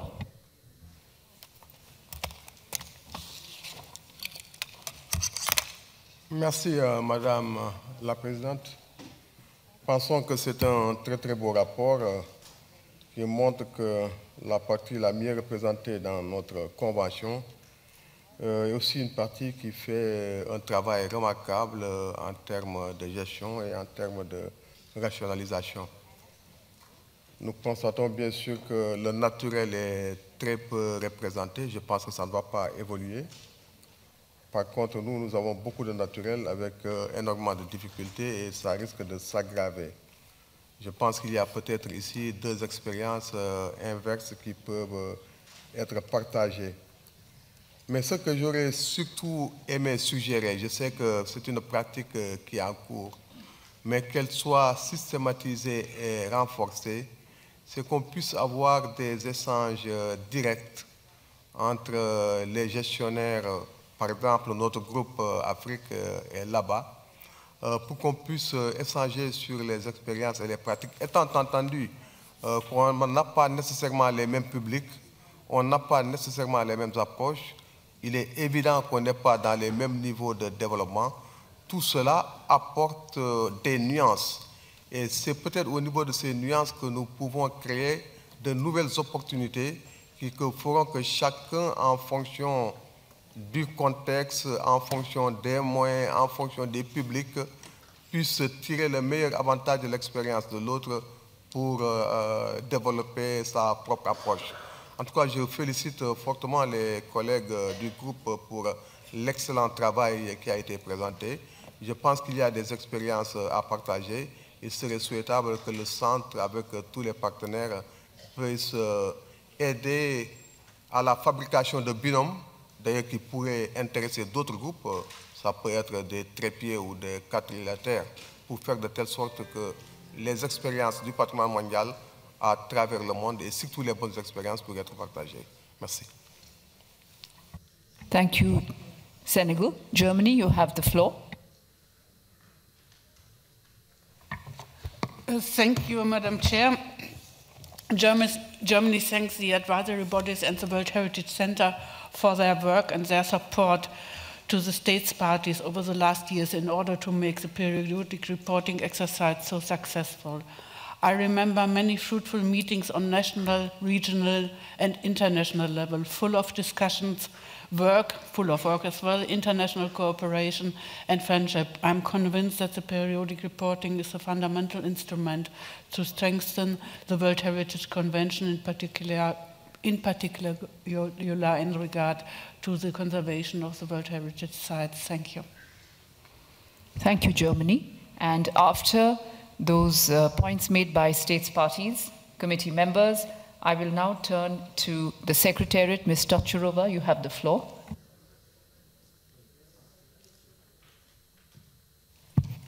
Thank you very much. Thank you, Madam Chair. And thank you for the comments made by the states parties, commending the work of the Centre and the advisory bodies. And there were some questions raised, particularly by Poland, by the distinguished representatives of Poland and Senegal, and I'd briefly touch upon the question raised by Poland on the monitoring indicators and how this can be applied. I'd wish to draw your attention to the introduction to the action plan, where some explanations have been provided as to the use of the action plan. You'd remember that we have agreed on the major priorities for the overall Europe region, and the action plan is structured in in such a way that sub-regions or national authorities can actually select the priorities among priorities for themselves. So it's for their specific cases, for their specific situation, within the overall frame of priorities for the region. So it would be certainly up to the sub-regions, to the site managers, to discuss those issues if they're at sub-regional level or at national level, so that they can identify what is really the most important priority for them, and then adjust the monitoring indicators be applied with regard to that.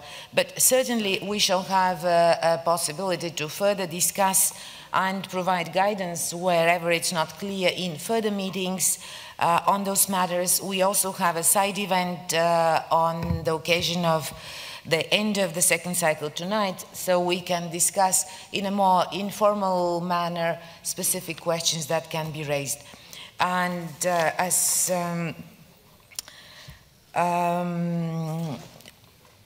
just wish to briefly address the comments made by Senegal and the highlight of the importance of the exchange of site managers. I think this is something, an exchange of working practices and experience between site managers from different countries, different regions, and this is a practice which has been implemented in the past. It's ongoing in some cases, and we cannot but encourage states parties to engage in that activity.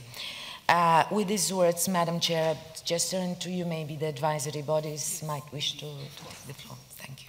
Thank you very much, Ms. Todorova. I will give the floor now to the advisory bodies, the IUCN and ICOMOS, in that order. Thank you, Madam Chair. As the IUCN Director for the European region, it's a big pleasure to be with you here today and to directly witness the hard work done by the state parties and the experts on this report. IUCN welcomes the report presented to the committee under item 10A and appreciates the involvement of state parties and increased engagement with site managers in the second cycle of the periodic reporting for Europe and North America. IUCN also welcomes that there has been significant progress in finalizing statements of outstanding universal value since the first periodic reporting cycle. IUCN notes that this second periodic report identified the need for more targeted awareness raising and education of the wider public and capacity building and training for site managers. IUCN considers that some of the identified capacity building needs are of particular importance, including more effective application and integration of environmental impact assessments, community engagement, and more effective monitoring focused on OUVs. We also note that the built environment, tourism-related activities, and climate change-related factors were identified as the main threats to natural, cultural, and mixed sites in the region. For natural properties specifically, invasive species and the use of natural resources were also identified as significant negative factors. This highlights that while a number of direct threats affecting World Heritage sites is significant, there are limited resources to tackle them in an effective manner. This emphasizes the need for diversified funding and further capacity building. IUCN underlines the potential of harnessing on multiple designations, including Natura 2000 in the EU, for improving the management systems and effectiveness of World Heritage sites in Europe. The recent IUCN Little Sydney Protecting Nature in Europe conference, hosted by the Austrian government, highlighted the need for synergies between various conventions and designations which affect World Heritage properties. I want to point to the significant potential to strengthen the collaboration with the EU and the Council of Europe on these issues. We further note the need for state parties to further increase their engagement with local communities and in relevant sites with indigenous peoples in the management of World Heritage properties. IUCN expresses its willingness to support the implementation of the action plan, and we wish to extend our sincere thanks to the state parties and the World Heritage Center for their continued efforts to strengthen the convention in this region. Thank you, Madam Chair. Thank you very much to the IUCN. ICOMOS, you have the floor. Thank you, Madam Chair. This statement is made on behalf of both ICOMOS and ICROM. Both advisory bodies welcome the completion of the second cycle of the periodic reporting, which has been an important process for the sub-region of Europe. The first periodic report was a fundamental step for building awareness of the world-heritage properties and their issues, and following a period of intense work on the boundary clarification and the drafting of retrospective statement of the standing universal value, this second exercise has renewed attention on the conservation of the sites and their issues, and has encouraged collective debates and networking at different levels, international, national, and local, and has contributed to enhance the understanding of all heritage concepts. The work being produced during this process showed that the capacity of all parties has increased based on previous experience, and the process has facilitated exchanges among state parties. ICOMOS and ICROM congratulate the state parties of the region for this work and for the achievements of the critically important retrospective statements of outstanding universal value. Together, these achievements should strengthen the implementation of the Convention in the region. As a result of this intense work and exchanges, the report on this exercise has been accompanied by a detailed action plan which will guide the region towards the third periodic reporting cycle. Specific objectives and activities have been identified, and they call for the action of all parties, and ICOMOS and ICROMS are ready to cooperate with the state party in implementing many of them. The advisory bodies welcome the focus put by the state parties on tentative lists and on the need to address gaps in the thematic, geographic, and cultural representativity of the World Heritage List, as these can be important steps in the direction of achieving the objective of the global strategy. In particular, the advisory bodies welcome the proposal to update the gap analysis and consider the opportunity to update or develop thematic studies as an element of their upstream activities if resources can be found and made available.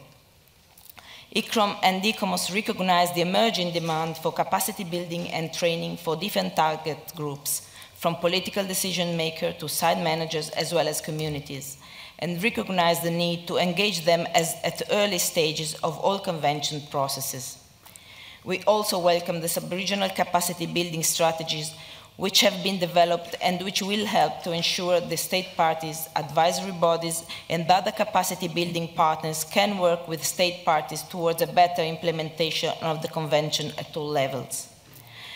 The advisory bodies express their readiness to work in coordinated and integrated manner with the state parties in achieving the ambitious goals set out in this report, and note that there is a significant potential, has been already mentioned by IUCN, to build further cooperation with the European Union and the Council of Europe on the above themes.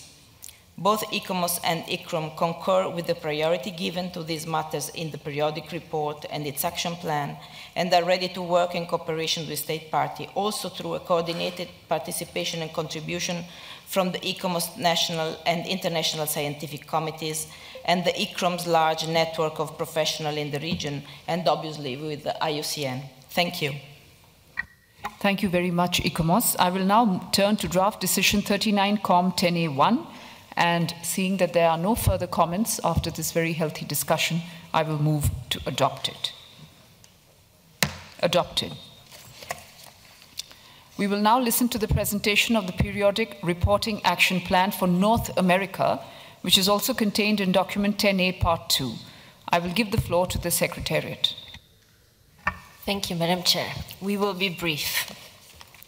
Following the adoption of the Periodic Report for North America, and in accordance with Decision 38-COM-10A, the states parties of Canada and the United States of America have submitted an action plan for North America.